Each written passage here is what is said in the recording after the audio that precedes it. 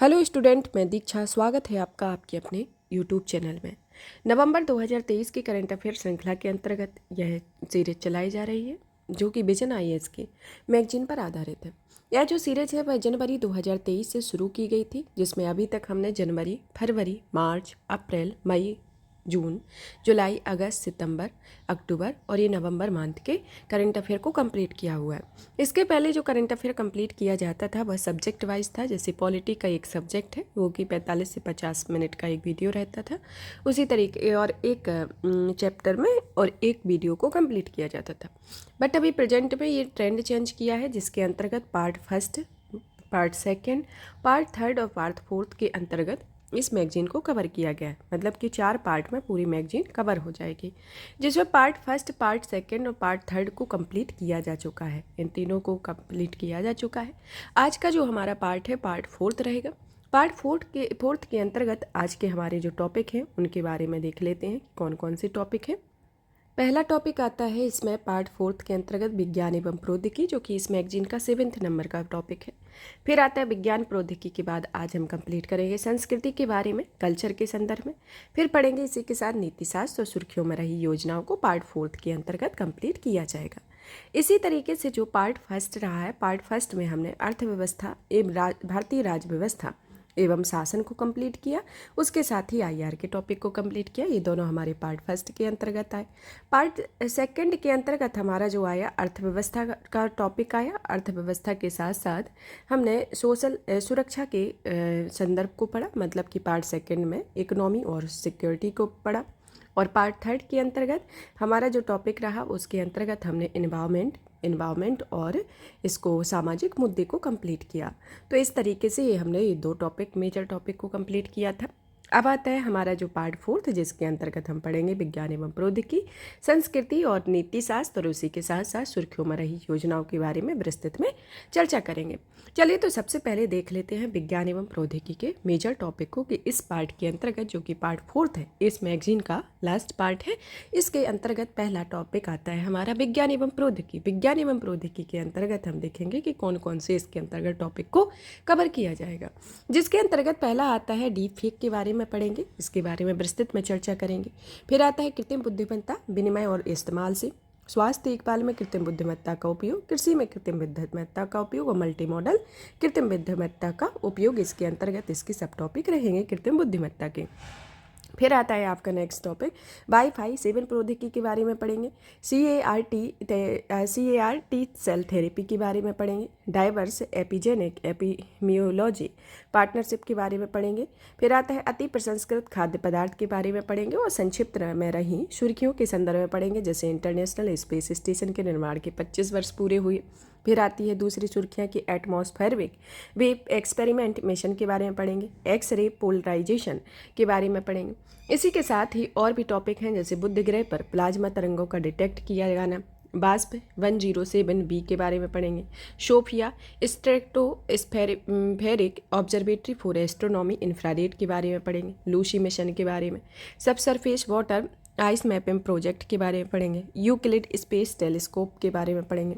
इसके बाद ejecta hello aeronautic society of India private 5G। फिर इसके बाद इलेक्ट्रिक वाहन से ग्रिड चार्जिंग तक, विश्व स्वास्थ्य संगठन की ग्लोबल ऑन्कोसेरियासिस नेटवर्क फॉर एप्लीकेशन पहल के बारे में पढ़ेंगे। Food fortification amyloidosis Ayurvedic Gyan Naipunya Bharat, global tuberculosis report 2023, chikungunya, सर्वव्यापी वैक्सीन ई प्राइम परत, वाइट हाइड्रोजन नाइट्रोजन 9 बिट्रीमर का पॉलीरोटैक्सिन के साथ संयोजन। फिर इसी के साथ ही आपका जो नेक्स्ट टॉपिक इसके अंतर्गत पढ़ेंगे आता है संस्कृति का। संस्कृति के अंतर्गत जैसे संत मीराबाई के बारे में, काजी नजरुल इस्लाम के बारे में, शारदा मंदिर के बारे में, भारत के राष्ट्रीय खेल के बारे में पढ़ेंगे। फिर आता है भौगोलिक संकेतक या GI टैग के बारे में पढ़ेंगे। संक्षिप्त में रही सुर्खियाँ जैसे दुर्गावती देवी, यूनेस्को क्रिएटिव सिटीज के नेटवर्क के बारे में, मले चित्रकला या तमिलनाडु के बारे में, कोलकली चित्र के बारे में, वज्रमुष्टि कलागा के बारे में, सी वर्क धारण के बारे में, और इसके अंतर्गत कुछ त्रुटि सुधार दी गई हैं उनको भी हम देखेंगे। फिर आता है हमारा नेक्स्ट टॉपिक, इसके अंतर्गत एथिक्स या नीति शास्त्र की चरित्र के बिना ज्ञान के बारे में पढ़ेंगे। युद्ध में नैतिकता और खेल में नैतिकता के संदर्भ में इसके 3 मेजर टॉपिक हैं, उनको कंप्लीट किया जाएगा। अब इसके अंतर्गत जो सुर्खियों में रही योजना है उसके बारे में पढ़ेंगे, जिसमें राष्ट्रीय सिविल सेवा क्षमता निर्माण कार्यक्रम मिशन कर्मयोगी के बारे में पढ़ा जाएगा। तो चलिए शुरू करते हैं। यह हमारा पार्ट 4 है। पार्ट 4 के अंतर्गत इस टॉपिक को कवर करते हैं। इसके PDF प्राप्त करने के लिए आप हमारे channel UPSC PSC with Diksha Telegram channel पर जाकर विजिट कर सकते हैं, जहां पर आपको इसकी PDF प्राप्त होगी। चलिए तो शुरू करते हैं। ये टॉपिक आता है साइंस एंड टेक्नोलॉजी, जिसमें पहला टॉपिक आता है डीप फेक। चलिए तो जानते हैं कि हाल ही में सुर्खियों में क्यों रहा है। हाल ही में केंद्र सरकार ने गलत सूचना और डीप फेक की पहचान करने के लिए सोशल मीडिया मध्यस्थों या सोशल मीडिया इंटरमीडिएटरी को एक एडवाइजरी जारी की है। चलिए तो ये एडवाइजरी के प्रमुख बिंदुओं को जानने के पहले हम सबसे पहले तो जान लेते हैं कि हाल की ये डीप फेक होता क्या है, जिसके संदर्भ में एडवाइजरी जारी की गई है। तो डीप फेक एक ऐसा वीडियो या फोटो होता है जिससे कंप्यूटर एल्गोरिथम प्रोग्राम से ऐसे एडिट किया जाता है कि उसमें मूल शख्स की जगह कोई दूसरा शख्स नजर आता है, और ऐसा वीडियो या फोटो देखने में बिल्कुल असली जैसा प्रतीत होता है, या डीप फेक होता है। डीप फेक बनाने के लिए कृत्रिम बुद्धिमत्ता के एक रूप का उपयोग किया जाता है, जिसे डीप लर्निंग कहा जाता है। मतलब कि डीप फेक को बनाने के लिए जो AI के एक रूप का उपयोग किया जाता है उसे डीप लर्निंग कहते हैं। इससे रिलेटेड एग्जाम में आने की संभावना ज़्यादा है, क्योंकि इससे रिलेटेड काफ़ी मुद्दा चर्चाओं में रहा है। तो इसको अच्छे से पढ़ेंगे कि इसमें इसके जो पॉइंट हैं, जैसे कि डीप फेक के अंतर्गत ये डीप लर्निंग क्या है, इस तरह के कुछ और भी इसमें पॉइंट आएंगे। तो उनको कि UPSC का जो क्वेश्चन आएगा तो उसमें इस तरीके का दिया जाएगा कि भाई ये दे दिया कि ये डीप फेक बनाने के लिए कृत्रिम बुद्धिमत्ता के रूप में इसका उपयोग किया जाता है। तो इसके अंतर्गत आपको 3-4 ऑप्शन दे दिए गए। इस तरीके के जो क्वेश्चन का फॉर्मेट रहता है, तो उसके लिए आपको इन जो इसकी जो शब्दावली है उनको याद रखना जरूरी होगा। तो इसके अंतर्गत देखते हैं कि इससे ऐसी काल्पनिक घटनाओं की छवियां बनाई जाती हैं जो कभी घटित नहीं हुई हैं। इससे ऐसी छवियां बनाई जाती हैं जो कभी घटित ही नहीं हुई हैं। डीप लर्निंग मशीन लर्निंग का एक ही भाग होता है। डीप लर्निंग जो होता है वह मशीन लर्निंग का एक भाग होता है, जो बड़े डेटा सेट से सीखने के लिए आर्टिफिशियल न्यूरल नेटवर्क का उपयोग करता है। यह मानव मस्तिष्क की कार्यप्रणाली से प्रेरित होता है, और डीप फेक के तहत किसी व्यक्ति के चेहरे, शरीर, ध्वनि, वाक्य एवं भाषण और परिवेश या किसी अन्य व्यक्तिगत जानकारी की नकल की जाती है, और किसी व्यक्ति का एक प्रतिरूप बनाने के लिए इस जानकारी में हेरफेर किया जाता है।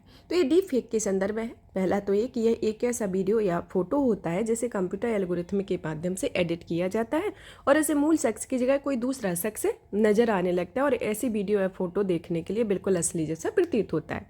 अब ये जो प्रक्रिया है, इसको डीप फेक बनाने के लिए किस चीज़ का उपयोग किया जाता है? तो डीप फेक बनाने के लिए कृत्रिम बुद्धिमत्ता के रूप में उपयोग किया जाता है, जिसे डीप लर्निंग कहा जाता है। डीप लर्निंग इसमें ऐसी काल्पनिक घटनाओं की छवियां बनाई जाती हैं जो कभी घटित नहीं हुई हैं। डीप लर्निंग मशीन लर्निंग का एक भाग होता है, जो बड़े डेटा सेट से सीखने के लिए आर्टिफिशियल न्यूरल नेटवर्क का उपयोग करता है या मानव मस्तिष्क की कार्यप्रणाली को प्रेरित करता है। डीप फेक के तहत किसी व्यक्ति के चेहरे, शरीर, वाक्य या भाषण, परिवेश या किसी अन्य व्यक्तिगत जानकारी की नकल की जाती हो, किसी व्यक्ति का एक प्रतिरूप बनाने के लिए इस जानकारी में हेरफेर किया जा सकता है। तो यह डीप फेक के बारे में ये फुल डिटेल है। अब आता है आपका कि डीप फेक आखिर किस तरीके से काम करता है। डीप फेक किस तरीके से काम करता है, जैसे कि डीप फेक के तहत घटनाओं की इमेज तैयार करने के लिए डीप लर्निंग, कृत्रिम बुद्धिमत्ता और फोटोशॉप जैसी तकनीकों का उपयोग किया जाता है। कौन कौन सी तकनीकों का उपयोग किया जाता है? डीप लर्निंग, कृत्रिम बुद्धिमत्ता और फोटोशॉप जैसी तकनीकों, ये जो 3 तकनीकें हैं, इनका उपयोग किया जाता है। ऐसी वीडियो तैयार करने के लिए जनरेटिव एडवाइजरी रियल नेटवर्क्स नामक GAN नामक प्रौद्योगिकी का उपयोग किया जाता है। GANs मशीन लर्निंग का एक हिस्सा होता है। डीपफेक में जनरेटिव एडवर्सियल नेटवर्क का भी उपयोग किया जाता है, जिसमें जनरेटर और डिस्क्रिमिनेटर का शामिल होते हैं। जनरेटर नई इमेज पर तैयार करने के लिए प्राथमिक डेटा सेट का उपयोग करते हैं, और इसके पश्चात डिस्क्रिमिनेटर जो होते हैं वह वास्तविक इमेज की तुलना में करके बनाई गई इमेज का मूल्यांकन करता है और उसे आगे सुधार करता है। डीप फेक में वेरिएशन ऑटो इनकोडर नामक एक डीप लर्निंग नेटवर्क का भी उपयोग किया जाता है और एक प्रकार का यह आर्टिफिशियल न्यूरल नेटवर्क होता है जिसे आमतौर पर फेशियल रिकॉग्निशन के लिए उपयोग किया जाता है। तो यह डीप फेक इस तरीके से कार्य करता है और इसमें ऑटो इनकोड विजुअल नॉइज वास्तविक चेहरे से ना मिलने वाले हिस्से को हटाते हुए चेहरे की विशेषताओं को डिटेक्ट करते हैं। वो शेयर किए गए व्यक्ति या इमेज की विशेषताओं का उपयोग करके एक बहुउपयोगी फेस स्वैप मॉडल तैयार करते हैं। अब चलिए तो देख लेते हैं इसके अंतर्गत कि डीप फेक की प्रक्रिया किस तरीके से कार्य करती है। इसमें ये चेहरे को बदलने की जो प्रक्रिया है इस तरीके से कि ये चेहरा है, इस तरीके से इसमें ये चीज़ को जोड़ा जाता है और इसमें ये रियल चेहरा इस तरीके से बनाया जाता है। इसमें भी इस तरीके से है कि चेहरे के हाव भाव का बदलना दिखा दिया जाता है कि इस तरीके से यह प्रक्रिया यह कार्य करती है। अब इसमें एक और शब्दावली का उपयोग किया गया है कृत्रिम तंत्र का नेटवर्क के बारे में या आर्टिफिशियल न्यूरल नेटवर्क। यह नेटवर्क ऐसा नेटवर्क होता है जो मानव मस्तिष्क द्वारा जानकारियों को प्रोसेस करने के तरीकों से प्रेरित होकर एक नया मॉडल तैयार करता है जिसे कृत्रिम रूप से जानकारियों को प्रोसेस किया जाता है।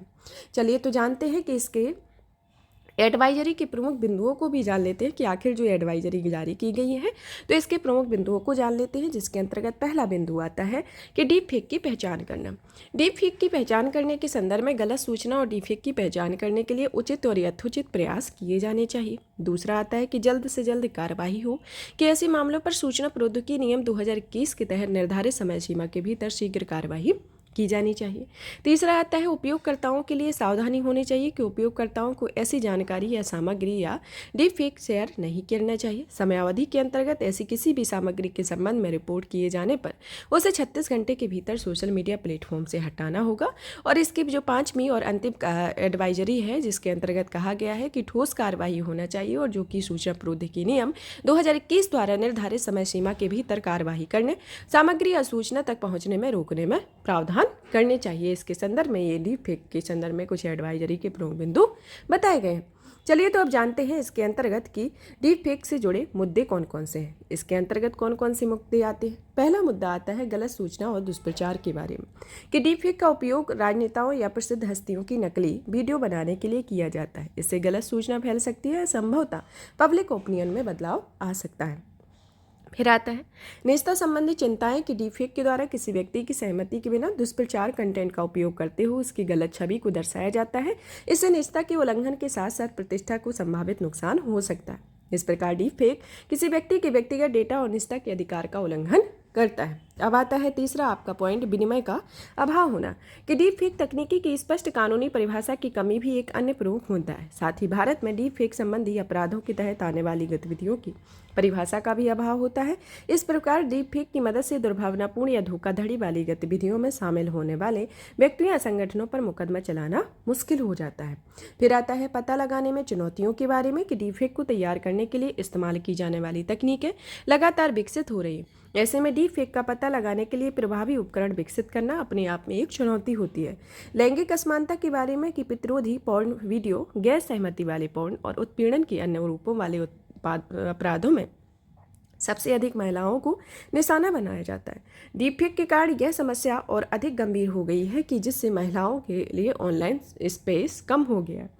विश्वास का कम होना कि डीप फेक का प्रचलन मीडिया कंटेंट की विश्वसनीयता को चुनौती देता है। इससे लोग जो कंटेंट देखते हैं और सुनते हैं उस पर मुश्किल से भरोसा करते हैं। फिर आता है नैतिक चुनौतियों के संदर्भ में कि विचार और अभिव्यक्ति की स्वतंत्रता एवं कलात्मक अभिव्यक्ति की सुरक्षा के साथ डीप फेक की नकारात्मक प्रभावों से निपटने की आवश्यकता को संतुलित करना एक जटिल नैतिक चुनौती है। इसके संदर्भ में आता है। अब आता है इसमें डीप फेक तकनीकी में प्रदत्त अवसर के बारे में जानते हैं, जिसमें पहला अवसर आता है मनोरंजन के बारे में कि इसका प्रयोग वांछित रचनात्मक प्रभाव प्राप्त करने के लिए किसी व्यक्ति की आवाज़ और समरूपता से संबंधित विशेषताओं पर उपयोग करने के लिए किया जाता है। दूसरा आता है ई कॉमर्स के बारे में कि खुदरा विक्रेता ग्राहकों को कपड़ों के वर्चुअल ट्रायल के लिए वर्चुअल मॉडल प्रदान कर सकते हैं। फिर आता है संचार के संदर्भ में कि यह स्पीच सिंथेसिस और चेहरे के भाव को बदलाव में यह प्रतीत होता है कि कोई व्यक्ति प्रमाणित रूप से दूसरी भाषा को बोल रहा है। फिर आता है कि अनुसंधान और सिमुलेशन में यह विभिन्न क्षेत्रों के पेशेवरों को प्रशिक्षित करने में सहायता कर सकता है, जैसे चिकित्सा प्रशिक्षण अभ्यास के लिए वास्तविक परिस्थितियां प्रदान करना या डीप फेक तकनीक के द्वारा प्रदत्त अवसर होते हैं। अब आते हैं इसके संदर्भ में जान लेते हैं कि डीप फेक पर लागू बिना नियामकी उपाय के बारे में। जिसके अंतर्गत भारत में लागू कानूनी प्रावधान के अंतर्गत देखते हैं कि भारत में डीप फेक तकनीक के विनिमय के लिए कोई विशेष कानूनी प्रक्रिया का प्रावधान नहीं है। हालांकि कुछ कानून अप्रत्यक्ष रूप से डीप फेक संबंधी मुद्दों का निराकरण करते हैं। जैसे पहला, सूचना प्रौद्योगिकी अधिनियम 2000 की धारा 66E के अंतर्गत किसी व्यक्ति की छवियों को मास मीडिया में कैप्चर करना, प्रकाशित करना और प्रसारित करना उसकी निजता का उल्लंघन होता है। इसके बाद दूसरा आता है सूचना प्रौद्योगिकी अधिनियम 2000 की धारा 66D के अंतर्गत उन व्यक्तियों पर मुकदमा चलाने का प्रावधान करती है जो किसी व्यक्ति को धोखा देने या उसका प्रत्यारोपण करने के लिए दुर्भावनापूर्ण इरादे से उपकरण या कंप्यूटर संसाधनों का उपयोग करती है। फिर आता है इसका नेक्स्ट की भारतीय कॉपीराइट अधिनियम 1957 के अंतर्गत यह कॉपीराइट के उल्लंघन के लिए दंड का प्रावधान करता है। तो यह भारत में कानूनी प्रावधान है। अब आता है डीपफेक के विरुद्ध कुछ वैश्विक उपाय के बारे में। वैश्विक उपाय के संदर्भ में पहला आता है बिलेचले घोषणा पत्र। बिलेचले घोषणा पत्र जो है, इसके तहत भारत, संयुक्त राज्य अमेरिका, चीन, जापान, ब्रिटेन सहित 25 से अधिक प्रमुख देशों ने कृत्रिम बुद्धिमत्ता से के संभावित जोखिमों से निपटने का आह्वान किया हुआ है। यूरोपियन यूनियन की डिजिटल सेवा अधिनियम, यह अधिनियम सोशल मीडिया प्लेटफॉर्म को कुछ जिम्मेदारियां पूरी करने के लिए बाध्य करता है, जैसे लेबलिंग, दायित्वों का पालन करना, पारदर्शिता बढ़ाना, मीडिया की प्रामाणिकता निर्धारित करने के लिए उपयोगकर्ता की सहायता करना। फिर गूगल ने कई टूल्स लॉन्च करने की घोषणा की और इसके तहत कृत्रिम रूप से तैयार किए गए कंटेंट की पहचान करने के लिए वाटरमार्किंग की जाएगी। तो इसके अंतर्गत ये भारत और विश्व में ये प्रमुख उपाय किए गए हैं डीपफेक के संदर्भ में। अब आता है कि आगे की राय में देखते हैं और इसके कुछ सुझावों को देखते हैं कि इसकी प्रक्रिया को और बेहतर ढंग से किस तरीके से इसमें सुधार किए जा सकते हैं जिससे यह प्रक्रिया।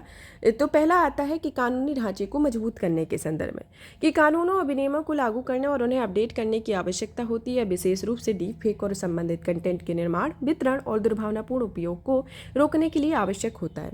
फिर आता है दूसरा, जवाबदेही कृत्रिम बुद्धिमत्ता के विकास को बढ़ावा देती है, जिसमें डीप लर्निंग प्रौद्योगिकी का जवाबदेही के साथ उपयोग और कृत्रिम बुद्धिमत्ता संबंधी तकनीक के विकास में नैतिक प्रथाओं को प्रोत्साहित करने की आवश्यकता होती है। जैसे असिलोमर AI सिद्धांत जो सुरक्षित और लाभकारी कृत्रिम बुद्धिमत्ता का विकास सुनिश्चित करने के लिए एक मार्गदर्शक के रूप में कार्य करता है। फिर आता है सोशल मीडिया प्लेटफॉर्म की जिम्मेदारी और जवाबदेही तय करना कि इसके तहत एक समान मानक बनाने की आवश्यकता होती है जिसका अंतर्राष्ट्रीय स्तर पर सभी चैनल पालन कर सके। फिर जैसे उदाहरण के लिए यूट्यूब ने हाल ही में ऐसे उपायों की घोषणा की है जिसके तहत क्रिएटर को यह बताना होगा कि सामग्री AI टूल का उपयोग कर बनाई गई है या नहीं। अंतर्राष्ट्रीय सहयोग के संदर्भ में अंतर्राष्ट्रीय स्तर पर डीप फेक के उपयोग से निपटने के लिए साझा मानक और प्रोटोकॉल तैयार करने की आवश्यकता होती है। फिर आता है अनुसंधान और विकास में निवेश के संदर्भ में कि डीप फेक प्रौद्योगिकियों, उनकी पहचान के तरीकों, दुरुपयोग के विरुद्ध उपायों पर वर्तमान में कई अनुसंधान किए जा रहे हैं, जिसमें इन अनुसंधानों को बढ़ावा देने के लिए अधिक संसाधन आवंटित किए जाने चाहिए। इसके अंतर्गत ये प्रमुख सुझाव है। अब आता है डीप फेक के अंतर्गत विनियामकी या फिर कृत्रिम बुद्धिमत्ता विनियामकी और इस्तेमाल के बारे में जानते हैं। सबसे पहले तो जानते हैं कि यह सुर्खियों में कायम रहा है कि हाल ही में यूनाइटेड किंगडम ने लंदन के पास बर्किंघमशायर के ब्लेचली पार्क में विश्व का पहला AI सुरक्षा शिखर सम्मेलन आयोजित किया था। AI के लिए पहला वैश्विक शिखर सम्मेलन आयोजित किया गया था। इसके बारे में जानते हैं। इसके संदर्भ में कुछ तथ्यों को जानते हैं कि इस दौरान यूरोपीय संघ 27 प्रमुख देशों की घोषणा पत्र पर हस्ताक्षर किए गए थे, सहमत हुए थे और इसमें ब्लेचले घोषणा पत्र का नाम दिया गया था, जिसमें संयुक्त राज्य अमेरिका, चीन, जापान, ब्रिटेन, फ्रांस और भारत आदि राज्य आदि देश इसमें शामिल थे। यह घोषणा पत्र जो है वह फ्रंटियर AI सुरक्षा, फ्रंटियर AI मतलब इसे जनरल पर्पस से AI मॉडल के रूप में परिभाषित किया जाता है। जनरल पर्पज AI मॉडल कई अलग अलग तरीके से कार्य करने में सक्षम होते हैं। ये मौजूदा सबसे एडवांस्ड मॉडल की क्षमताओं के बराबर और सबसे अधिक क्षमता में कार्य करने पर कार्य करते हैं और अत्यधिक क्षमता वाले इस फाउंडेशन मॉडल को खतरनाक क्षमताएं भी शामिल होती हैं जो सार्वजनिक सुरक्षा के लिए गंभीर खतरा पैदा कर सकते हैं। इसके संदर्भ में आता है यह घोषणा पत्र जो है फ्रंटियर AI सुरक्षा पर शिखर सम्मेलन के उद्देश्यों को पूरा करता है और इसमें अनुसंधान एवं अंतर्राष्ट्रीय सहयोग की एक आगे प्रक्रिया, जोखिमों, अवसरों और जिम्मेदारी और साझा स्थापित करने की बात कही गई है। चलिए तो जानते हैं कृत्रिम बुद्धिमत्ता के विकास से जुड़े जोखिम क्या है, इनके बारे में जानते हैं।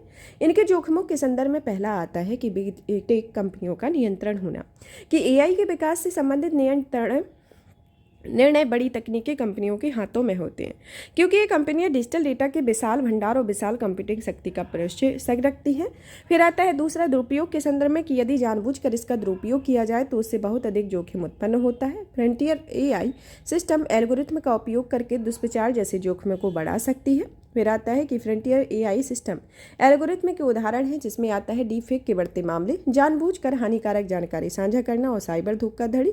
दुनिया भर में चुनावों में देखी गई घटनाएं इसके अंतर्गत आती हैं। अब आता है कि एआई मॉडल का असफल होने के संदर्भ में देखते हैं कि एआई मॉडल के असफल होने के संदर्भ में आता है कि समय के साथ एआई जनित सामग्री का डेटा सेट विकृत हो सकते हैं और नवीन मॉडल पिछले एआई मॉडल की गलतियों को शामिल करते हुए डेटा सेट के पैटर्न में बदल सकते हैं। जैसे उदाहरण के लिए पिछले एआई मॉडल्स में नस्लीय भेदभाव जैसी समस्याएं देखी जाती हैं।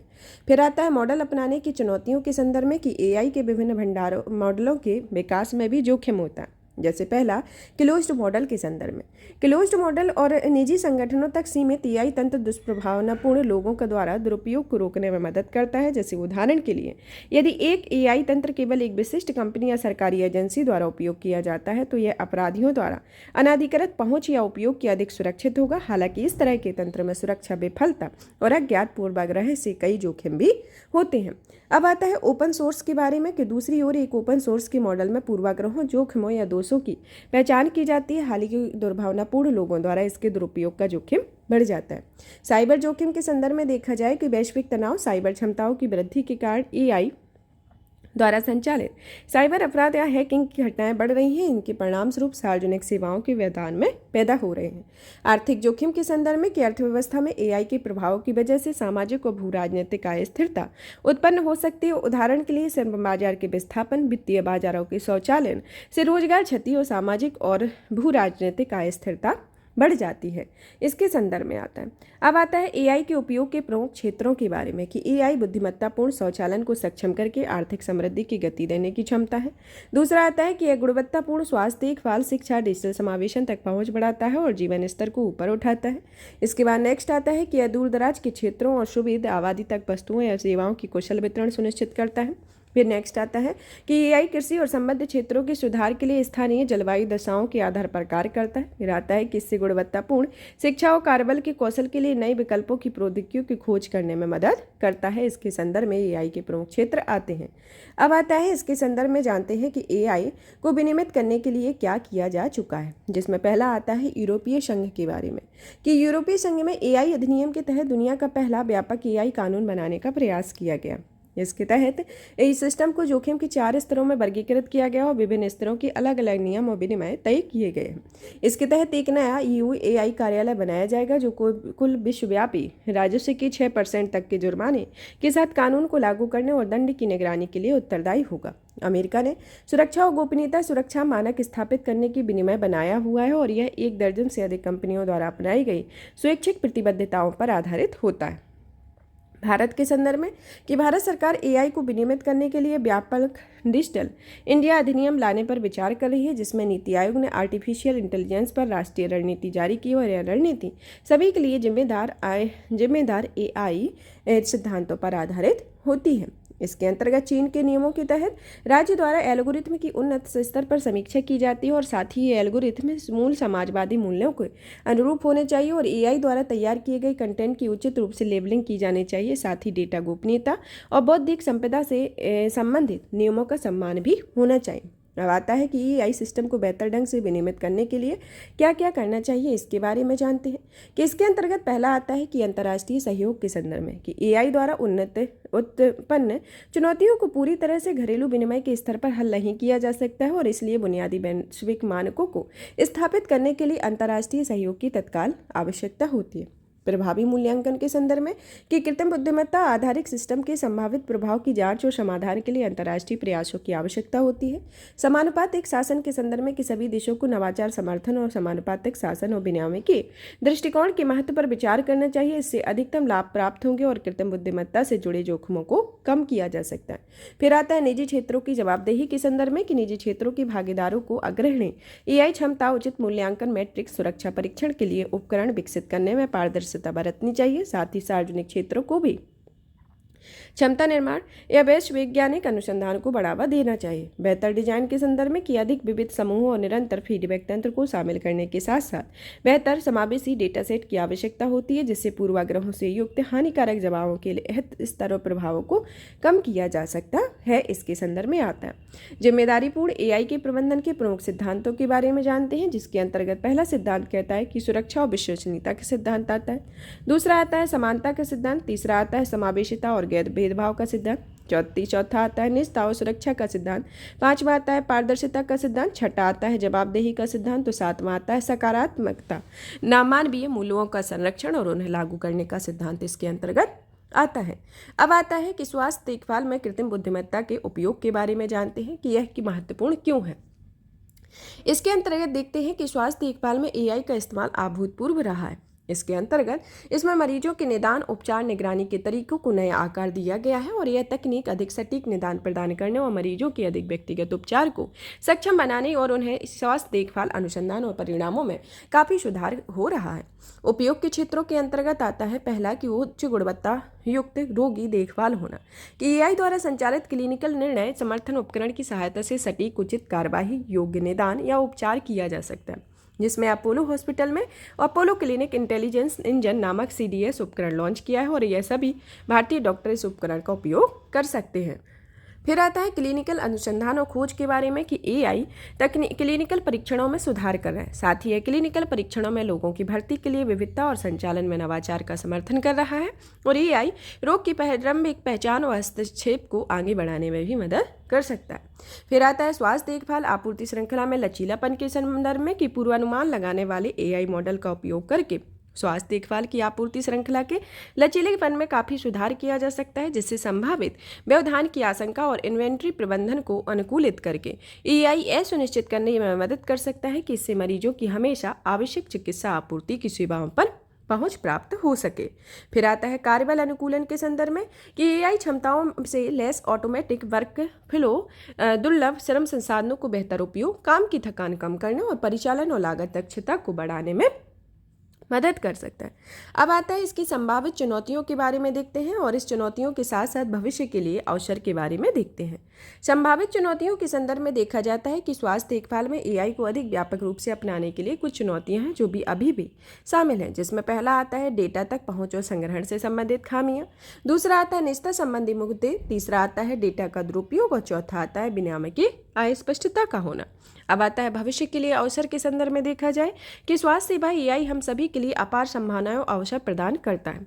इससे एक नए युग की शुरुआत होती है, जैसे निदान और उपचार में प्रगति होना, चिकित्सीय खोज और क्लिनिकल अनुसंधान होना, आपूर्ति श्रृंखला लचीलापन, परिचालन एवं प्रशासन से संबंधित अनेक दक्षताएं होना। इसके संदर्भ में प्रमुख संभावित चुनौतियां और भविष्य के लिए इसके प्रमुख अवसर हैं। अब आता है हमारा नेक्स्ट टॉपिक कि कृषि में कृत्रिम बुद्धिमत्ता के उपयोग के बारे में जानते हैं कि यह महत्वपूर्ण क्यों है। कि कृषि में एआई के उपयोग से ऐसे व्यवहार्य समाधानों को एक माना गया है जो व्यापक रूप से बढ़ती आबादी के सामने विद्यमान खाद्यान्नों को कमी को दूर करते हुए इसे आवश्यकता के अनुरूप बना सकते हैं। इसके उपयोग के क्षेत्रों के अंतर्गत देखते हैं। पहला आता है कि बुद्धिमत्तापूर्ण फसल की योजना बनाना, कि इसमें छोटे और बड़े फसल, ऋण और विस्तार सेवा, सिंचाई और बुआई के लिए एआई मॉडल की सहायता में से योजना बनाना शामिल है। एआई प्रणालियाँ समग्र फसल गुणवत्ता और सटीकता में सुधार करने में मदद करती है, जिसे प्रिसीजन एग्रीकल्चर के रूप में जाना जाता है। फिर दूसरा आता है स्मार्ट खेती के संदर्भ में कि एआई आधारित फ्रेमवर्क की सहायता से पोषण प्रबंधन, वन हेल्थ को बढ़ावा देना, खेतों में मशीनीकरण, मृदा विश्लेषण, कीट और मौसम की भविष्यवाणी आसान हो जाती है और विश्व आर्थिक मंच एआई के उपयोग को बढ़ावा देकर भारत में कृषि क्षेत्र को बदलने के लिए एआई फॉर एग्रीकल्चर इनोवेशन पहल लागू कर रहा है और इसके तहत तेलंगाना में कृषि में नवाचार को बढ़ावा देने के लिए सागु बागु पहल शुरू की गई है। खेत से थाली तक कि एआई निम्नलिखित सुधार कर सकता है कि बाजार आधारित सूचना होना, लॉजिस्टिक क्षमता में और गुणवत्ता, आपूर्ति श्रृंखला अनुकूलन, फिनटेक का उद्भव, मांग एवं मूल्य उत्पादन क्षमता होती है। फिर आता है आपका कि कृषि में डेटा के उपयोग के बारे में कि डेटा से लैस एआई की सहायता से कृषि उत्पादकता को बढ़ाया जा सकता है और साथ ही इसमें विश्लेषण के जरिए एक राष्ट्रीय बाजार के निर्माण में मदद मिल सकती है। इसके संदर्भ में आता है अब आता है संभावित चुनौतियों और भविष्य के लिए अवसर के बारे में कि इसमें कई चुनौतियां निरंतर बनी हुई हैं, जैसे बुनियादी ढांचे के विकास की आवश्यकता, सुदूर क्षेत्रों को प्रौद्योगिकी की पहुंच होना और कृषि शिक्षा और जागरूकता की आवश्यकता। भविष्य के लिए अवसर के संदर्भ में देखते हैं कि भविष्य के लिए एआई भारतीय कृषि में उत्पादकता में सुधार और निम्नतम कदमों के साथ कृषि पद्धतियों से अधिक सतत बनाने में सक्षम है। निरंतर निवेश होगा और सरकार, टेक डेवलपर्स तथा किसानों के बीच अनुसंधान और सहयोग विकसित होगा, इसके संदर्भ में आता है। अब आता है मल्टी मॉडल कृत्रिम बुद्धिमत्ता के बारे में कि इसका परिचय और महत्व के बारे में जानते हैं कि मल्टी मॉडल एआई के तहत जटिल समस्याओं के समाधान हेतु कई इनपुट्स की क्षमताओं का उपयोग किया जाता है। समस्याओं के समाधान हेतु मल्टी मॉडल एआई सिस्टम के तहत किसी दी गई मीडिया के विभिन्न पहलुओं में एक ही वस्तु या अवधारणा को जोड़कर देखा जाता है। एक multimedia AI system text, image, audio, video जैसे कई डेटा स्रोतों से जोड़ लेकर सभी क्षेत्रों में उसका उपयोग कर सकता है। फिर आता है उपयोग के क्षेत्र के बारे में कि बिजनेस एनालिटिक्स के बारे में। यह मशीन लर्निंग एल्गोरिथम का सबसे अच्छा उपयोग कर सकता है क्योंकि यह विभिन्न प्रकार की सूचनाओं की पहल करता है और यह बेहतर तथा लक्ष्यों के आधार पर अधिक समझ प्रदान कर सकता है। यह विभिन्न स्रोतों से जानकारी प्राप्त करते हुए किसी कंपनी के वित्तीय लाभों और यहाँ तक कि रखरखाव की जरूरतों के बारे में पूर्वानुमान लगा सकता है। डेटा प्रोसेसिंग के संदर्भ में देखा जाए तो यह लिखित विवरण, वीडियो के ट्रांसक्रिप्शन, टेक्स्ट टू स्पीच रूपांतरण, चेहरे के भावों में विश्लेषण और स्वचालित वाहनों और मशीनों के लिए सेंसर के विकास में मदद कर सकता है। इसकी पहुंच ऐसी प्रणालियों और अपने परिवेश में संबंधित स्थितियों के बारे में जानकारी प्रदान करके दिव्यांग व्यक्तियों की सहायता करती है। इसकी संभावित चुनौतियों में आती हैं कि इसमें कई चुनौतियां निरंतर बनी हुई हैं, जैसे निजता संबंधी चुनौतियां। निजता संबंधी चुनौतियों में नैतिक चुनौतियां और मानकीकृत ढांचे की आवश्यकता होती है। अब आता है भविष्य के लिए अवसर के बारे में कि इसमें मल्टी मॉडल एआई प्रणालियां बहुत उपयोगी होती हैं। ये अपने क्षितिज और संभावित उपयोग के क्षेत्रों के विस्तार की ओर बढ़ रही हैं और साथ ही ये निजता, सुरक्षा, नैतिक चिंताओं से संबंधित समस्याओं का समाधान करते हुए एक बहुहितधारक ढांचे के रूप में इसका निर्माण करती हैं। अब आता है इसको निष्कर्ष के तौर पर देखा जाए तो इसमें जिम्मेदारीपूर्ण और नैतिक मूल्यों को सुनिश्चित करने के लिए एआई पूरी क्षमता का दोहन करने के लिए सही बेनामी की फ्रेमवर्क पर कार्य करना एक महत्वपूर्ण है। इससे उभरती तकनीक के बढ़ते उपयोग के मद्देनजर यह आवश्यक होगा कि यह नीति निर्माताओं और हितधारकों और शोधकर्ताओं आपस में सहयोग करें ताकि ऐसा भविष्य तैयार किया जा सके जहां एआई समाज में सकारात्मक योगदान देता हो, इसके संदर्भ में आता है। अब आता है आपका नेक्स्ट टॉपिक वाईफाई 7 प्रौद्योगिकी के बारे में। चलिए तो हाल ही में यह सुर्खियों में क्यों रहा है कि हाल ही में संयुक्त राष्ट्र अमेरिका की कंपनी क्वालकॉम ने सुझाव दिया है कि भारत को आधुनिक वाईफाई 7 प्रौद्योगिकी अपनानी चाहिए। चलिए तो जानते हैं कि वाईफाई 7 प्रौद्योगिकी होती क्या है। वाईफाई 7 प्रौद्योगिकी से आशय वायरलेस फिडिलिटी से होता है। वायरलेस फिडिलिटी एक वायरलेस प्रौद्योगिकी और यह डिवाइस या उपकरण को इंटरनेट से कनेक्ट करने और अन्य डिवाइस के साथ संचार स्थापित करने में समर्थ बनाती है। यह प्रौद्योगिकी हाई स्पीड वायरलेस इंटरनेट और नेट पर कनेक्शन प्रदान करने के लिए रेडियो तरंगों का उपयोग करती है और यह वाईफाई सिग्नल प्रसारित करने के लिए 3 माध्यमों की आवश्यकता होती है, जिसमें पहला आता है बेस कनेक्शन, दूसरा आता है राउटर, तीसरा आता है एक्सेसिंग डिवाइस जैसे फोन, लैपटॉप आदि आता है। फिर आता है वाईफाई 7 अगली पीढ़ी का वाईफाई मानक होता है जिसे भविष्य के लिए लॉन्च किया जाता है। IEEE 802.11b extremely high throughput पर आधारित होता है। Institute of electrical and electronics engineering दुनिया की सबसे बड़ा तकनीकी पेशेवर संगठन होता है जो मानवता के कल्याण हेतु प्रौद्योगिकी के विकास को समर्पित संगठन होता है। इसके अंतर्गत अब जानते हैं कि वाईफाई 7 की मुख्य विशेषताओं पर विचार करते हैं, जिसमें पहला आता है बैकवर्ड कंपेबिलिटी के बारे में। बैकवर्ड कंपेबिलिटी एक ऐसी तकनीक होती है जो कि नए हार्डवेयर की सहायता आवश्यकता के बिना 2.4 गीगाहर्ट्ज, 5 गीगाहर्ट्ज और 6 गीगाहर्ट्ज बैंड में डिवाइस से कनेक्ट होती है और यह तकनीक एक ही आवृत्ति तक सीमित नहीं होती बल्कि बेहतर स्पीड प्रदान करने के लिए उपलब्ध स्पेक्ट्रम आवृत्तियों के मिश्रण का उपयोग करती है। यह दूसरा आता है कम विलंबता का होना कि यह तकनीक फाइल भेजने और गेमिंग जैसे तीव्र क्लाउड बेस्ड ऑपरेशंस को सक्षम बनाती है। मल्टीलिंक ऑपरेशन यह तकनीक नेटवर्क की कार्यक्षमता को बेहतर बनाने के लिए विभिन्न आवृत्तियों पर कई चैनलों को आपस में जोड़ती है। फिर आता है गति और क्षमता के संदर्भ में यह वाईफाई 7 तकनीक सैद्धांतिक रूप से प्रति एक्सेस 330 गीगाबिट प्रति सेकंड तक बैंडविड्थ को सपोर्ट कर सकती है और वाईफाई 6 की अधिकतम स्पीड से 4 गुना अधिक तेज होगी। तो यह वाईफाई 7 की मुख्य विशेषताओं के प्रमुख बिंदु हैं।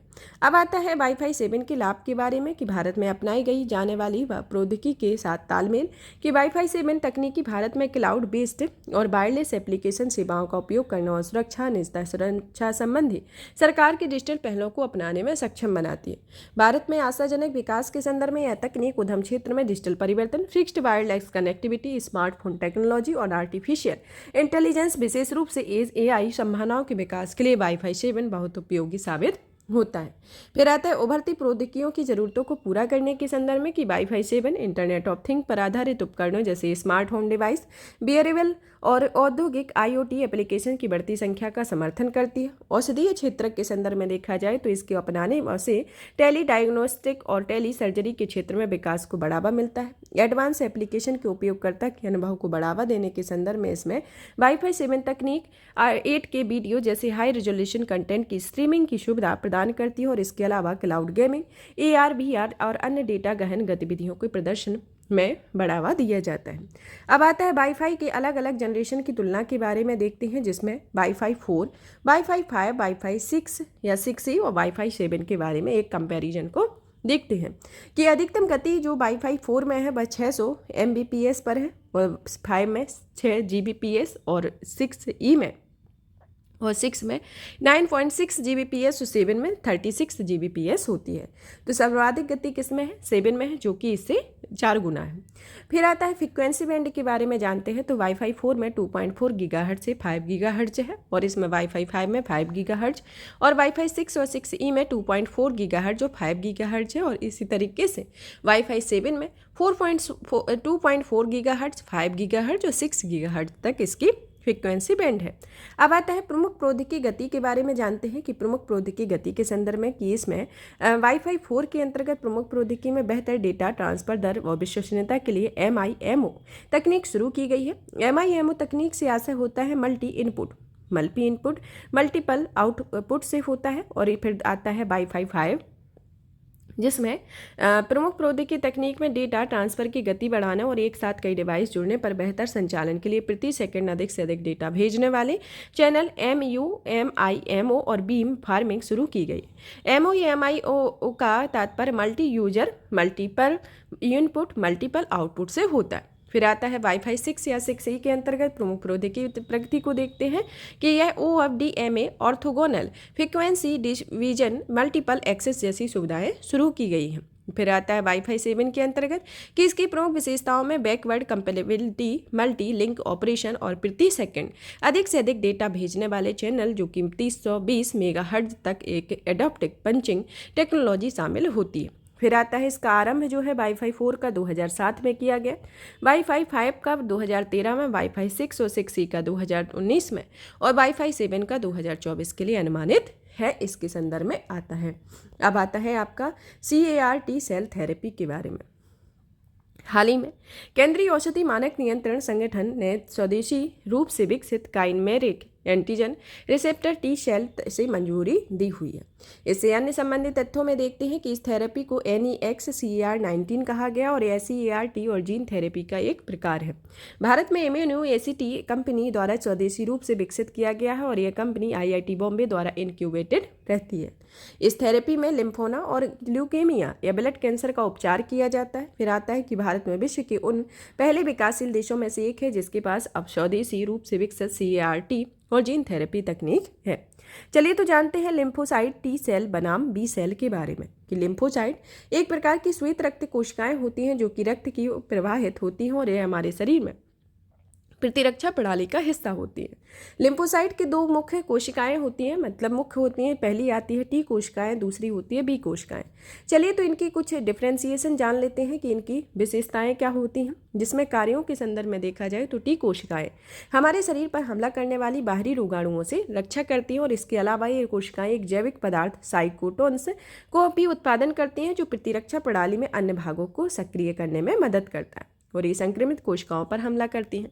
फिर आती है आपकी नेक्स्ट कोशिकाएं B कोशिकाएं। B कोशिकाएं एंटीबॉडी अणुओं का उत्पादन करती हैं और ये एंटीबॉडी हमलावर वायरस या बैक्टीरिया की पहचान करके उसे नष्ट करती है और ये कोशिकाएं बाहर के रोगाणुओं पर हमला करती हैं। अब आता है इनकी उत्पत्ति और परिपक्वता के संदर्भ में टी कोशिकाओं को देखा जाए तो ये अस्थि मज्जा में स्टेम कोशिकाओं से उत्पन्न होती हैं, लेकिन थाइमस ग्रंथि में परिपक्व होती हैं।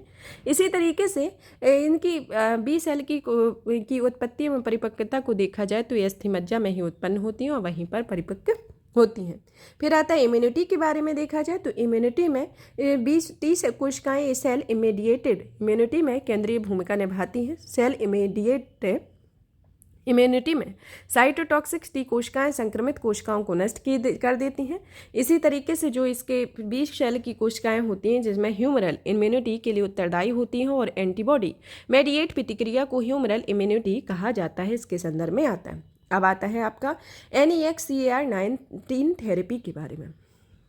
इस थेरेपी के बारे में जानें कि यह थेरेपी को उन कैंसर कोशिकाओं में लक्षित करने के लिए डिजाइन किया जाता है जहां पर CD19 प्रोटीन की यह बनी होती है। बी लिम्फोसाइट्स के लिए कैंसर कोशिकाओं को पहचानने के लिए CD19 प्रोटीन एक बायोमार्कर या संकेतक के रूप में कार्य करता है। इम्यूनोथेरेपी ल्यूकेमिया या ब्लड कैंसर के उपचार के लिए प्रयुक्त थेरेपी को इम्यूनोथेरेपी कहा जाता है। इम्यूनोथेरेपी के दौरान इसी प्रोटीन को टारगेट करने के रूप में उपयोग किया जाता है और इन्हें नष्ट करने के लिए प्रतिरक्षा प्रणाली को प्रेरित किया जाता है। बायोमार्कर के मापने के लिए एक योग्य जैविक संकेतक होते हैं जो शरीर में होने वाली सामान्य जैविक प्रक्रियाओं, रोग के बढ़ने या चिकित्सा के प्रभाव को दर्शाते हैं, जिसमें एक कोशिका अणु, प्रोटीन या भौतिक संकेत को हो सकते हैं जिसका निष्पक्ष मूल्यांकन किया जाता है। बायोमार्कर न केवल रोग की उपस्थिति का अनुमान लगा सकते हैं बल्कि इसके बढ़ने और अंतर्निहित जैविक प्रक्रियाओं में परिवर्तन का भी अनुमान लगा सकते हैं, इसके संदर्भ में आता है। फिर आता है इसमें कि यह थेरेपी बी सेल लिम्फोमा या ब्लड कैंसर से ग्रस्त रोगियों के लिए कारगर है और जिन पर कीमोथेरेपी जैसे उपचार बहुत ज़्यादा प्रभावी नहीं होती, और इसका कारण यह है कि ब्लड कैंसर के मामले में यदि कीमोथेरेपी जैसी उपचार विधियों का उपयोग किया जाता है तो कैंसर फिर से उभरने लगता है और यह दोबारा अपनी पहले की अवस्था में आ जाता है, इसके संदर्भ में आता है।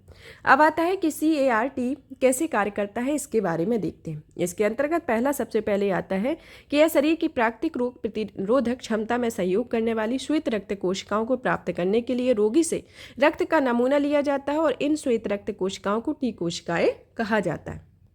फिर आता है आपका दूसरा कि प्रयोगशाला में आनुवांशिक संशोधन के जरिए टी कोशिकाओं को काइमेरिक एंटीजन रिसेप्टर्स नामक प्रोटीन शामिल किया जाता है। फिर इसके अंतर्गत तीसरा आता है कि प्रयोगशाला में लाखों की संख्या में CAR-T कोशिकाओं के प्रतिरूप निर्मित किए जाते हैं और इसके बाद इन्हें कैंसर कोशिकाओं को नष्ट करने के लिए कैंसर से पीड़ित रोगी के शरीर में पहुंचाया जाता है। फिर आता है इसका 4th नंबर का कि ये संशोधित CAR-T कोशिकाएं कैंसर कोशिकाओं की पहचान करके उनसे जुड़ जाती हैं और इसके बाद CAR-T को कैंसर कोशिकाओं को नष्ट करने के लिए सक्रिय हो जाते हैं। तो यह इस तरीके से यह कार्य करता है। अब आता है कि CAR-T थेरेपी बनाम कीमोथेरेपी के संदर्भ में देखा जाए कि इसके संदर्भ में देखते हैं कि CAR-T थेरेपी के बारे में कि इसकी कार्यप्रणाली किस तरीके से होती है और कीमोथेरेपी की कार्यप्रणाली किस तरीके से होती है। तो CAR-T थेरेपी की कार्यप्रणाली के बारे में कि यह कैंसर कोशिकाओं को लक्षित करने के लिए रोगी की टी कोशिकाओं में आनुवांशिक रूप से संशोधित किया जाता है। इसी तरीके से केमोथेरेपी के अंतर्गत कैंसर की कोशिकाओं सहित तेजी से विभाजित होने वाली अन्य कोशिकाओं को नष्ट करने के लिए दवाओं का उपयोग किया जाता है।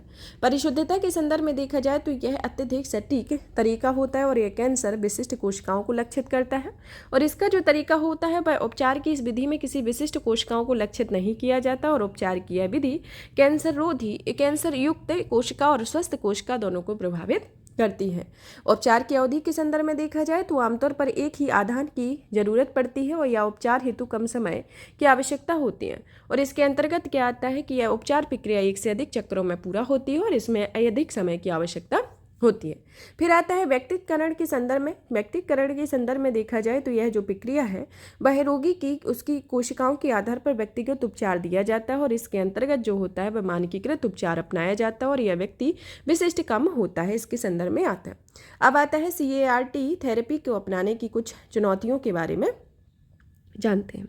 इसके अंतर्गत पहली चुनौती आती है कि साइकोटिन रिलीज सिंड्रोम के बारे में, कि यह तब होता है जब CART कोशिकाओं के प्रसार के कारण रक्त प्रवाह में प्रचुर मात्रा में साइटोकिन्स स्रावित होने लगता है और यह तीव्र प्रतिरक्षा प्रणाली प्रक्रिया को ट्रिगर कर देता है। फिर आता है न्यूरोलॉजिकल विषाक्तता के बारे में, कि यह कुछ रोगी न्यूरोटॉक्सिसिटी के प्रभाव में आ जाते हैं, जिससे उन्हें भ्रम, दौरे और अन्य न्यूरोलॉजिकल विकार पैदा हो सकते हैं, जैसे अक्सर CRS से जुड़ा होता है।